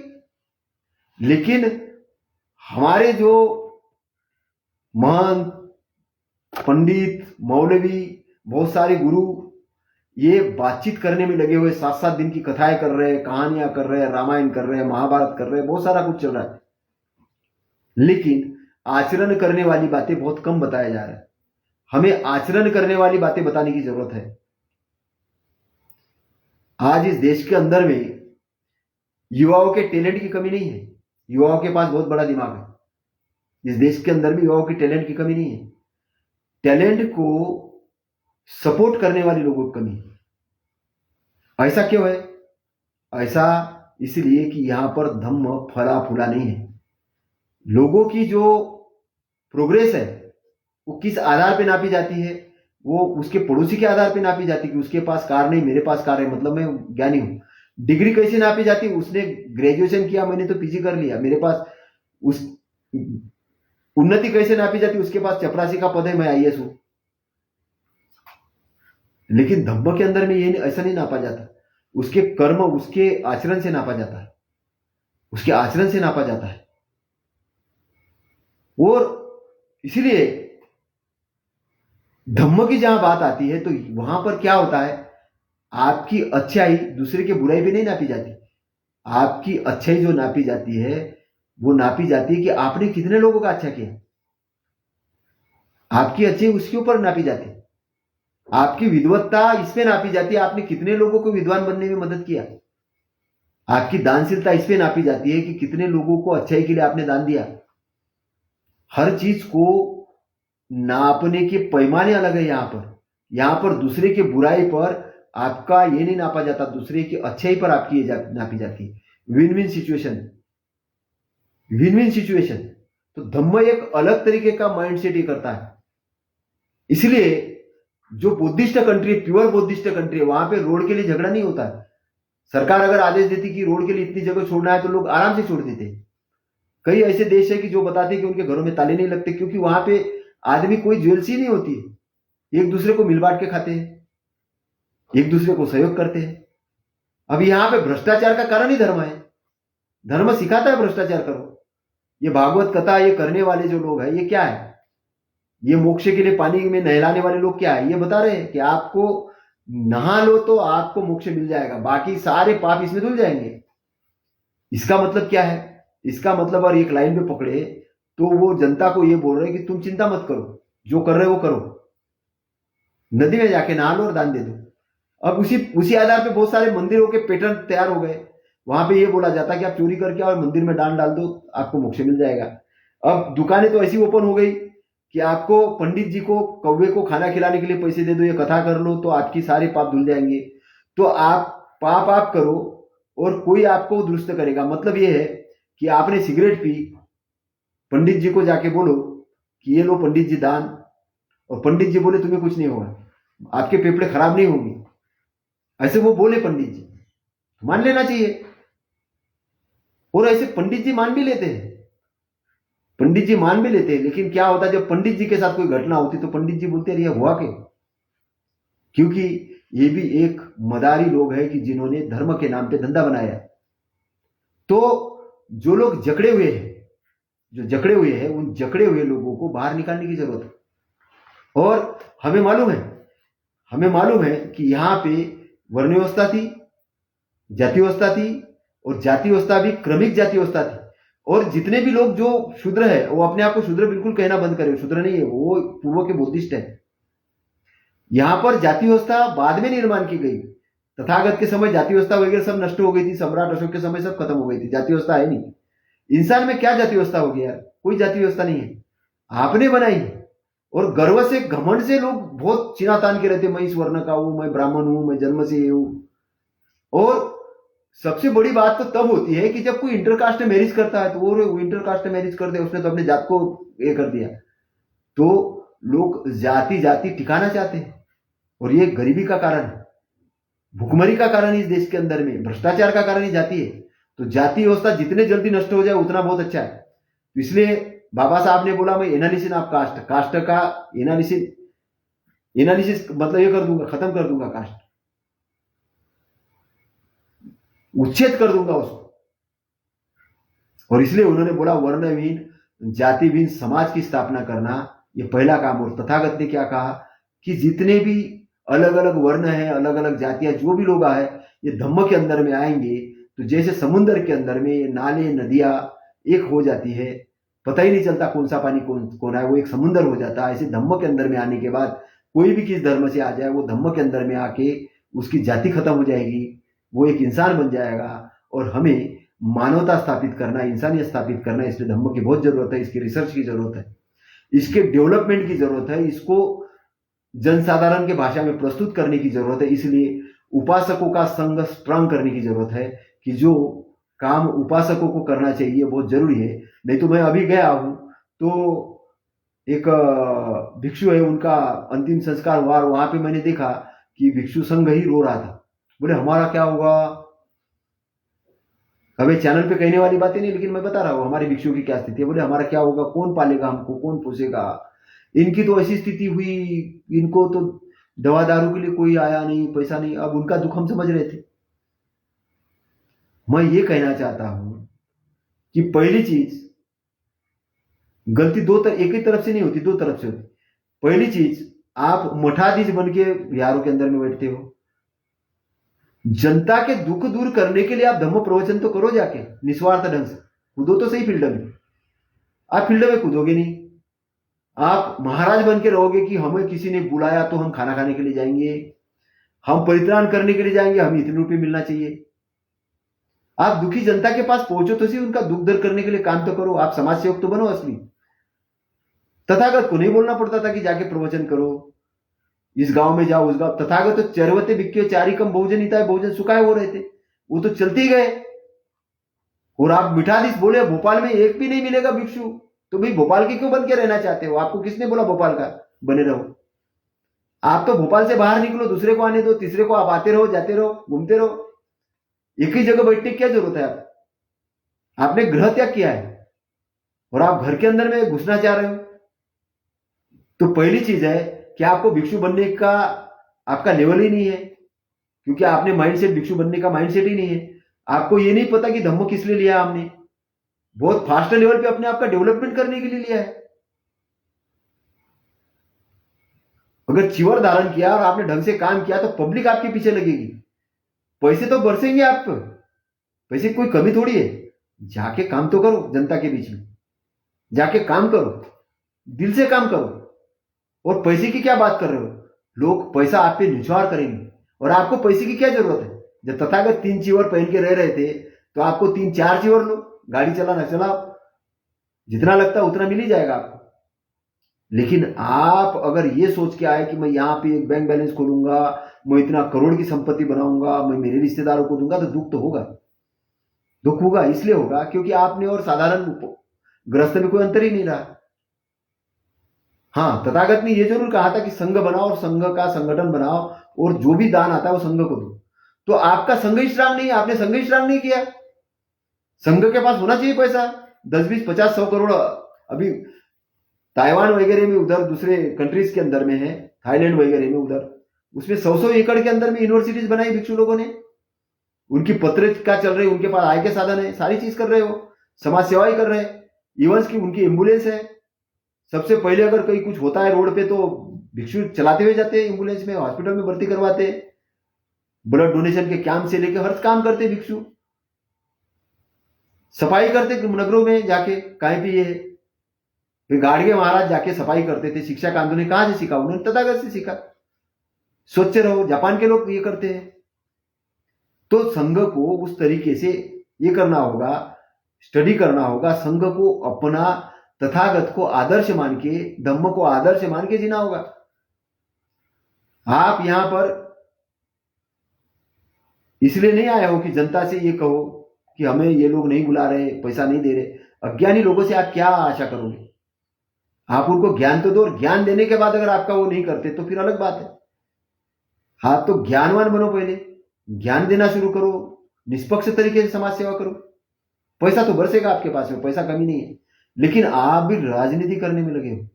मैं देखता हूं अभी अंतिम संस्कार के अंदर में आपके बड़े बड़े राजनेता कोई नहीं थे, सारा बौद्धिस्ट समाज था, बौद्धिस्ट समाज था। और बौद्धिस्ट समाज को आप दोष दे रहे थे कि अरे लोगों ने ऐसे नहीं देख रहे हमें। आपने उनको कितना टाइम दिया? आप तो राजनेताओं के इशारे पे चलते हो। अगर आप असली धम्मगुरु अगर बन जाओगे तो राजनेता आपके पीछे चलेगा,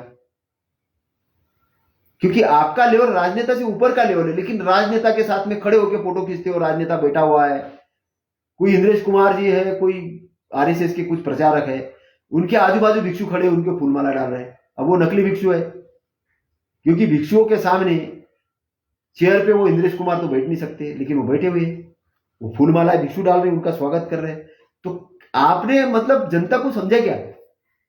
एक जनता अनपढ़, फिर आप भी अनपढ़, धम्म का नॉलेज नहीं। चिवर पहनने से, कपड़े पहनने से क्या होता है? 250, 300, 500 रुपए का चिवर मिलता है मार्केट में, और 100 रुपए में ये बन जाते बाल। तो इसका मतलब भिक्षु बन गए क्या?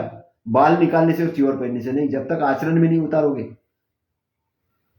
मेरी बातें कड़वे लग सकती है, लेकिन सही बातें हैं, कोई गलत नहीं है, क्योंकि मैं धम्म के सपोर्ट लेके बात कर रहा हूं।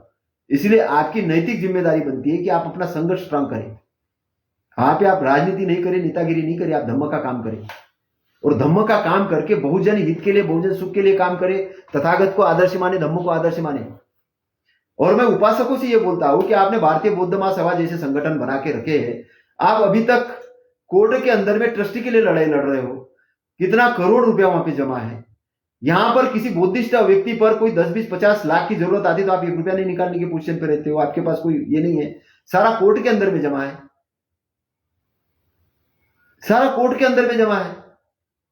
आपने अपने स्वार्थ के लिए, उधर बाबा साहब ने ट्रस्ट इसलिए तो नहीं बना था भारतीय बौद्ध महासभा के, तुम जाके लड़ो वहां पे, तुम लड़ रहे हो क्योंकि आपके अंदर में लालच आ गया। आपको धम्म नंबर 1 पे प्रायोरिटी पे नहीं है, आपका पोस्ट प्रायोरिटी नंबर 1 पे। और इसीलिए आपने महाबोधि मुक्त करने का आंदोलन अभी तक नहीं चलाया, क्योंकि आप अपने ही आंदोलन में, झगड़े में फंसे हुए हो। और जो भारतीय बौद्ध महासभा का कारवा बाबा साहब ने जिस ऑब्जेक्ट के लिए चलाया था, वो ऑब्जेक्ट आपने पूरा नहीं किया। और मैं भारतीय रिपब्लिकन पार्टी ऑफ इंडिया से बोलना चाहता हूं, आपने बाबा साहब को पढ़ा नहीं ढंग से।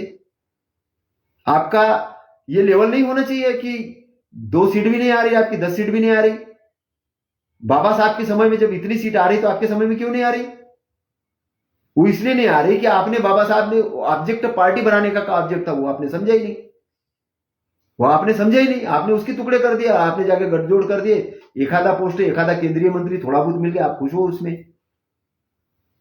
और समता सैनिक दल केवल एक मोहल्लों का दल बन के रह गया, जबकि अगर समता सैनिक दल ढंग से काम करता, एट्रोसिटी होती नहीं, बहुत ताकतवर बनता, लेकिन वो मोहल्ले वो फैला नहीं। हमने हिंदू मंदिरों के हिसाब से बौद्ध विहारों का निर्माण किया। मुझे ब्राह्मणों का यह समझ में आता कि उन्होंने मूर्ति बिठाई, और मूर्ति बिठा के वो दान लेते हैं, बिल्कुल उनका अपनी जगह सही है, वो अपनी जगह सही है। लेकिन हम कहां सही है कि तथागत की मूर्ति बना के हम भी दान पात्र रख के केवल मूर्ति की पूजा कर रहे हैं? हम में और उनमें क्या अंतर है? कहां बोला था तथागत ने मेरी मूर्ति बना के पूजा करो? फिर तो बाबा साहब की जो 50-50 हजार किताबों की लाइब्रेरी राजगृह में थी, दिल्ली के अंदर लाइब्रेरी थी, इंग्लैंड से किताबें आई, उनकी डूब गई तो रो रहे थे बच्चे जैसे। वो कोलंबिया गए, वहां पे लाइब्रेरी के अंदर घुस जाते थे। चाहे इंग्लैंड में गए तो उनको पता चला कि नॉलेज कहां पे है। अगर नॉलेज मूर्ति के अंदर में होता तो मुझे लगता कि बाबा साहब तो मूर्ति के पीछे उठते ही नहीं। लेकिन हमने विहारों की दशा नहीं दुर्दशा बना के रखी, उसको एक मंदिरों में कन्वर्ट किया, उसको शिक्षा के केंद्र नहीं बनाया, और हम छोटे छोटे लेवल के विहार बनाए, छोटे छोटे लेवल के, छोटे छोटे 2000 स्क्वायर फीट में, 3000 स्क्वायर फीट में, कई नदी के किनारे, कई नाले के किनारे। ये हमारा विहार का स्ट्रक्चर है नहीं। बाबा साहब ने 10 पॉइंट प्रोग्राम दिया था, हमने क्यों नहीं समझा उस 10 पॉइंट प्रोग्राम को? अगर भारत के बुद्धिस्ट लोग बाबा साहब का 10 पॉइंट प्रोग्राम समझते, 5-5, 10-10 एकड़ जमीन लेते, चंदा करके लेते। उस समय तो रेट और कम थे, आज भी रेट ऐसे ज्यादा नहीं है जमीन के। शहर से 10-20 किलोमीटर दूर ले, 10 किलोमीटर दूर ले, अपने बिहार बनाए। नहीं यहां ले पाते, 10 किलोमीटर दूर ले, क्या फर्क पड़ता है?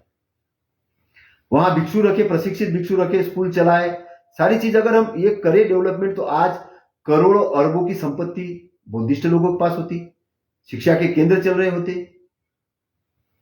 रिसर्च कर रहे होते।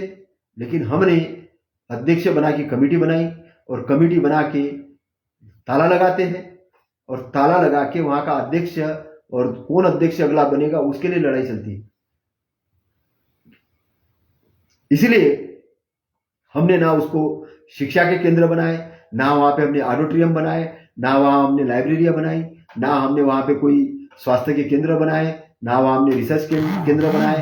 हमने केवल मंदिर बना के रख दिए, और मंदिर मूर्ति पूजा वाले केंद्र बना के रख दिए। तो मूर्ति पूजा करना मूर्खों का काम है। ये मैं नहीं बोल रहा हूं, ये मेरा विद्वान एक व्यक्ति वो बोल रहा है। और अगर जात से मैं बोले तो ब्राह्मण है, मेरा अच्छा मित्र है, लेकिन उसने बोला, मैं उसी की भाषा बोल रहा हूं, कि मूर्ति मूर्ख लोग पूछते, उसने खुद कहा। हम लोग बोले ज्ञान किताबों में, हम लोग विद्वान बने किताबों में, उसके घर में पीएचडी है, आईएएस है, सारे लोग हैं।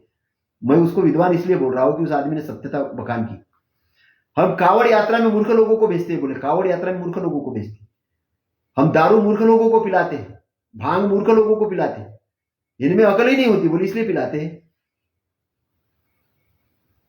तो आप सोचो कि ये षड्यंत्र के तहत आपको मूर्ति पूजा करने लगाई है, करने वाले लोगों ने। क्योंकि आप अगर मूर्ख नहीं बनोगे तो वो जन्म से ब्राह्मण नहीं बन सकते, वो अपने आप को नहीं बोल सकते कि मैं विद्वान हूं, क्योंकि उनका विद्वत्ता आपकी मूर्खता पर डिपेंड है। तो भारत की जो वर्ण व्यवस्था, जाति व्यवस्था वाला जो हिंदू धर्म है, आपके मूर्खता पर डिपेंड है। और इसलिए इसका जो कर्म का सिद्धांत है, ये कर्म का सिद्धांत डिफरेंट हो जाता है। तथागत का कर्म का सिद्धांत निष्काम कर्म है, गीता का निष्काम कर्म डिफरेंट है, दोनों के कर्म में डिफरेंट है। तथागत का निष्काम कर्म है, सम्यक दृष्टि से शुरू होता है, उसको सम्यक संकल्प लेना होता है कि मैं लोगों के भलाई के लिए कुछ कर्म करूंगा। इसलिए आपने देखा होगा जापान के अंदर में लोग सेवा भाव में ज्यादा ये है, वो डोनेट करते हैं, क्योंकि उनके ऊपर ज्यादा प्रभाव बुद्धिज्म का है। और जिन एरिया के अंदर में निष्काम कर्म की व्याख्या गलत की है, निष्काम कर्म का मतलब वो ये समझते हैं कि हमें किसी चीज की सोचना समझने की जरूरत ही नहीं है, हमारे ग्रंथों ने जो आदेश दिया बस उसका पालन करेंगे। तो जो ये कर्म करने वाले लोग हैं उनको ये बोला जाता है कि तुमको धर्म की रक्षा करना है, और धर्म की रक्षा करने के लिए वहां जाके बम ब्लास्ट करना है। ये मैं नहीं बोल रहा हूं, ये उनके धर्मगुरु ऐसा बोलते हैं। और वो आदमी जो अनपढ़ होता है, गवार होता है, वो जाके बम ब्लास्ट करता है। तो बम ब्लास्ट करने की ट्रेनिंग देने का काम जो धर्मगुरु करता है, वो किसके कारण करता है? वो क्योंकि कर्म बताता है, बोलता है कि तुम्हारा ईश्वर, तुम्हारा भगवान, तुम्हारा जो कुछ है तुमको ये करवाना चाहता है, ऐसा बोलता है वो। क्योंकि उसके पास सम्यक दृष्टि होती नहीं है। सम्यक दृष्टि क्यों नहीं है? सम्यक दृष्टि उसके पास इसलिए नहीं है क्योंकि उसने धम्म को नहीं समझा, उन्होंने इंसानियत को नहीं समझा। अगर इंसानियत को समझा, धम्म को समझा, तो उसको कभी वो कर ही नहीं सकता। वो तो बचाव करेगा। इसलिए धर्म के नाम से जो राजनीति कर रहे हैं, धर्म के नाम से जो दंगा कर रहे हैं, ये अनपढ़ और गवार लोग हैं। ये लोग अनपढ़ गवार इसलिए है कि ये प्रशिक्षित नहीं, वो डिग्रीधारी हो सकते हैं, कुछ किताबें पढ़ने लिखने से कुछ नहीं होता है, आचरण से होता है। इसलिए धम्म के अंदर में मैत्री को बहुत बड़ा स्थान है, करुणा को बहुत बड़ा स्थान है, कि हिंसा की जरूरत ही नहीं पड़े। मैत्री अगर आ गई तो हिंसा की जरूरत ही नहीं, बगैर हिंसा से ही सब कुछ हो जाएगा। हिंसा की आवश्यकता और हिंसा की जरूरत, इसमें अंतर है। तथागत के धम्म के अंदर में हिंसा की आवश्यकता और जरूरत इस पर भेद किया गया। उन्होंने कहा कि आपकी चेतना और आपका वर्किंग इतना डेवलप हो जाए कि आपको हिंसा की जरूरत ही नहीं पड़े, लेकिन फिर भी करनी पड़े तो किस लिए करना है? अच्छाई की स्थापना के लिए, अच्छाई के लिए, अच्छे के लिए। लेकिन ऐसी परिस्थिति आना ही नहीं चाहिए, ऐसी परिस्थिति आना ही नहीं चाहिए। इसलिए मैं निवेदन करता हूं अतिक्रमण करने वालों पर कि आप इस देश के अंदर में ये स्थिति आने ही मत दो, ये स्थिति आने ही मत दो। आप तथागत के धम्म का आदर करो और आदर करके या तो आप बुद्धिस्ट बन जाओ या तो वहां से बाहर निकल जाओ। आपको कचरा फैलाने की जरूरत नहीं उस संबोधि स्थल पे, बिल्कुल नहीं जरूरत है। और धम्म को एक मजाक की वस्तु मत बनाओ। और खासतौर से मेरे जो क्लास 1 ऑफिसर्स है, बहुत बड़े अधिकारी है, मैं इनसे निवेदन करता हूं कि आप लोग रिजर्वेशन के माध्यम से schedule caste, schedule tribe, OBC के जो लोग हैं ऑफिसर बने हैं वो रिजर्वेशन के माध्यम से बने। और रिजर्वेशन क्यों मिला? बाबा साहब के कारण। और बाबा साहब के गुरु कौन है? तथागत गौतम बुद्ध पहले गुरु माने, दूसरे गुरु कबीर, तीसरे गुरु ज्योतिबा फुले। तो बाबा साहब ने जिस फिलासफी को दिया, जिस धम्म को दिया है, उस धम्म की प्रचार प्रसार के लिए, उसको बढ़ाने के लिए आपका भी दायित्व बनता है, काम बनता है। तो आप सपोर्ट करो, आप सपोर्ट करो। ऐसा मत बोलो कि तुम बुद्धिस्ट लोग हो और हम अलग है, वो अलग है, ऐसा नहीं है ना। तो मेरे साथियों, मैं यही कहना चाह रहा हूं कि संबोधि स्थल को मुक्त करने की क्यों जरूरत है? क्योंकि भारत की शान है, मान और सम्मान की बात है। और भारत की मान और सम्मान की बात तो हम देश के विरोध में कोई काम नहीं करेंगे। हम शपथ लेते हैं, देश का हम सम्मान करते हैं, क्योंकि उस देश के अंदर में हम रहते हैं। तो भारत के झंडे की जैसे हम इज्जत करते हैं, भारत के सभी कलाकृतियों की हम इज्जत करते हैं, जैसे सम्राट अशोक का जो चिन्ह नोटों के अंदर में है, ऐसा ही संबोधि स्थल इंटरनेशनल स्थल है, इंटरनेशनल स्थल है और यूनेस्को द्वारा घोषित है। इसलिए सारे देश के, सारे विश्व के विद्वान इकट्ठा आके उस स्थल के लिए अपनी भूमिका निभाए और भारत के अंदर में रिसर्च का काम चालू करे। क्योंकि भारत का बौद्धमय करने का बाबा साहब का सपना है, वो पूरा करने की भूमिका अब आ पड़ी है।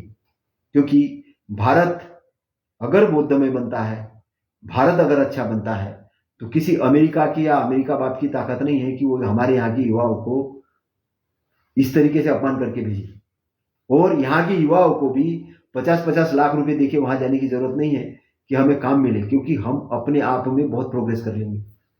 आज हमारे रास्ते कहां पर अड़े हुए हैं? क्योंकि हमारी गवर्नमेंट कुंभ जैसे मेले के लिए 10-10, 12-12 हजार करोड़ रुपए खत्म कर रही है, जिसका अपव्यय हो जाता है, लोग मर जाते हैं, कई लोगों के एक्सीडेंट हो जाते हैं, लेकिन कई लोग बीमार हो जाते हैं, लेकिन ये बताते हैं कि कुंभ मेले में जाके तुम्हें मोक्ष मिलेगा। और जो तथागत ने मोक्ष शोध करके निकाला है उस पर ध्यान ही नहीं दे रहे। वो पता ही नहीं जहां पे असली मोक्ष है, जो टाइमलेस एरिया है। तो असली बात क्या है? मेरे असली बात मैं बताना ही भूल गया हूं। असली बात यह है कि हमारा जो जन्म हुआ है वो मुक्ति के लिए हुआ है, हमारा ऑब्जेक्ट मरने के लिए नहीं है। हम लोग जैसे जन्म ग्रहण करने के बाद हमारा जो काम शुरू होता है, ये सारी की सारा जो प्रपंच हम तैयार कर रहे हैं, क्यों कर रहे हैं? अच्छे कर्म, अच्छे, क्योंकि हम लोग अच्छे लेवल पर जाना चाहते हैं। तो मार वाला एरिया, मुक्ति वाला एरिया ये है और निब्बान वाला एरिया ऊपर का एरिया है। तो हम लोग प्रोग्रेस करते हुए आगे जाएंगे। ये मार वाला किनारा है और ये निब्बान वाला किनारा है, यहां से यहां तक की यात्रा करनी है। और वो यात्रा करने के लिए मार्ग की जरूरत है। वो मार्ग तथागत ने दिया है, वो धम्म का रास्ता है, धम्म का मार्ग अष्टांगिक मार्ग है, अष्टांगिक मार्ग है। और एक एक पॉइंट पर व्याख्या करेंगे तो कम से कम 2 घंटे का टाइम लगेगा अष्टांग मार्ग पर व्याख्या करने के लिए। लेकिन मैं आपको यही चीज बोल रहा हूं कि शरीर, वाचा, मन, चित्त, वेदना, ये सारी चीजों को इन्वेंशन करता है। नई चीज कैसे ग्रहण करना है, ध्यान, समाधि, ये सारी चीज पर वो व्याख्या करता, सुव्याख्यात है मार्ग, यूं ही नहीं कहा गया है। इसलिए धम्म सार्वभौमिक है, समयातीत है और धम्म एक वाहन है। धम्म यानी सर पे लेके ढोने वाली चीज नहीं है। जो लोग अभी बोलेंगे, अब मैंने व्याख्या दिया तो बोले धम्म हम मानते, ये धम्म मानते, सर पे मत, आचरण वाली चीज है। क्योंकि उसको आचरण करेंगे तब मुक्त होंगे। आचरण नहीं करेंगे तो ये एक बंद हुआ एक खजाना है एक, लेकिन आपने उस खोल के ही नहीं देखा तो उसका कोई उपयोग नहीं। आप उसको खजाने को ओपन करो और उसका उपयोग करो। धम्म उपयोग करने वाली चीज है। धम्म के अंदर में बोला गया है, जो जो चीज बोले उसको उपयोग करो प्रैक्टिकल, और उपयोग करोगे तो मैं आपको गारंटी के साथ कहता हूं कि आपको पूरा बैलेंस लाइफ आना चालू हो जाएगी। आपका बैलेंस लाइफ आना चालू हो जाएगी। क्योंकि इस देश के अंदर में मैं अगर कोई चीज डर देखता हूं लोगों के अंदर, तो उनको लगता है कि गलती नहीं हो जाए हमारे इससे, हम फेल नहीं हो जाए। ऐसी भावना युवाओं के अंदर में क्यों है? नई चीज क्यों नहीं ग्रहण करना चाहते, नई चीज क्यों नहीं सीखना चाहते? क्योंकि उनको लगता है कि फेल हो गया तो क्या होगा। क्योंकि ऐसा इसलिए डर बिठाया गया है क्योंकि यहाँ पर हम लोग वर्ग वर्ग में विभाजित है, हम लोग परिवार परिवार में विभाजित हो गए, और परिवार परिवार के अंदर में ही हम लोग एक दूसरे के साथ लड़ रहे हैं। आज एक सगा भाई दूसरे भाई के साथ कंपटीशन कर रहा है कि मैं उससे बड़ा हूं, मैं उससे बड़ा हूं, वो उससे बड़ा है। और अभी तो वो शंकराचार्य है या इस प्रकार के गुरु, धर्मगुरु जो है, वो सिखा रहे हैं कि कोई किसी का नहीं होता, कोई किसी का नहीं होता, अपना पैसा अपने पास रखो, अपनी सब चीजें, कोई किसी का नहीं होता, ये सिखा रहे। क्यों? क्योंकि इसलिए एक क्रमिक असमानता सिखाने वाले लोग हैं, इन्होंने लोगों के अंदर की जो मैत्री भावना वही गायब कर दी। क्योंकि उनको लगता है, क्योंकि बेसिक फाउंडेशन ही गड़बड़ है, बेसिक फाउंडेशन ही गलत है। तो फाउंडेशन गलत है तो जो वृक्ष ही है ना, वो जहरीला वृक्ष खड़ा हो गया। अब वो अपनी सुरक्षा करने में लगा है, लेकिन वो सुरक्षा कर ही नहीं पाता। कोई किसी का नहीं होता, कोई किसी का नहीं होता। तो बोला इस जन्म में आए किस लिए? कौन आपका किसी का नहीं होता तो फिर आए किस लिए? जिंदा कैसे रहे हो? फिर लोगों से दान क्यों मांग रहे हो? तो इसीलिए लोगों के चेहरे दो चेहरे हो गए, एक दिखाने वाला चेहरा और एक असली चेहरा। इसलिए इस षड्यंत्रकारी समाज के अंदर में षड्यंत्र होते रहेंगे जब तक धम्म की स्थापना नहीं होगी।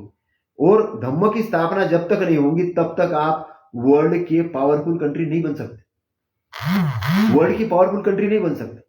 क्योंकि अभी आप में दम ही नहीं है। आप तो तथागत के संबोधि स्थल से ही अपने आप को कमजोर करने में लगे हो। इस देश के अंदर में पूरी के पूरे बुद्धिस्ट कंट्री आपस में मिलकर टीम के रूप में काम करनी चाहिए थी, और नंबर 1 हो जाएंगे लोग। अगर आपस में आ गए तो, आपस में आ गए तो नंबर 1 हो जाएंगे, और एक दूसरे को सहयोग करेंगे, और यहाँ की जो जीडीपी लेवल है कई गुना आगे चली जाएगी। हमें माता बहनों को 1250 रुपए देने की जरूरत ही नहीं, फिर वो अपने आप ही आगे बढ़ जाएगी, क्योंकि पैसा इतना आएगा पूरा। आज हम लोग क्या कर रहे हैं? हम लोग ना तो स्किल डेवलप कर रहे हैं बढ़िया तरीके से। हम लोग बोल रहे, हमारे नेता बोल रहे कि अभी उद्योगपति आएंगे तो उनके पीछे ऑफिसर भागे, उनको ये करो, ये ला रहे हैं, हम वो ला रहे हैं, ऐसे चल रहे हैं। हम बोल रहे हैं कि युवाओं को क्यों नहीं आप 0% से स्टार्ट करवा रहे हो बिजनेस? ये नौकरी नहीं लग रही, चलो आपको हम कोई कोलेटर एंट्री नहीं, कोई कुछ नहीं, कोई ये नहीं, हम आपको प्रशिक्षित करेंगे, आपको देखेंगे, आपकी टीम बनाएंगे, हम संचालन करेंगे। बिजनेस बनाओ। 0 से क्यों नहीं बिजनेस स्टार्ट हो सकता? हो सकता है। 1% लोगों को अमीर बनाने में लगे हो, उनको सारी फैसिलिटी, और बाकी लोगों को बोल रहे हैं कि आओ आप नौकरी के लिए। इसलिए युवा नौकरी के लिए भाग रहा है। इसलिए यहां पर एक व्यक्ति ने दूसरे व्यक्ति को सहयोग करते हुए आगे बढ़ने की परिक्रमा कौन दे सकता है, कौन प्रशिक्षित कर सकता है? वो तथागत का धम्म ही कर सकता है।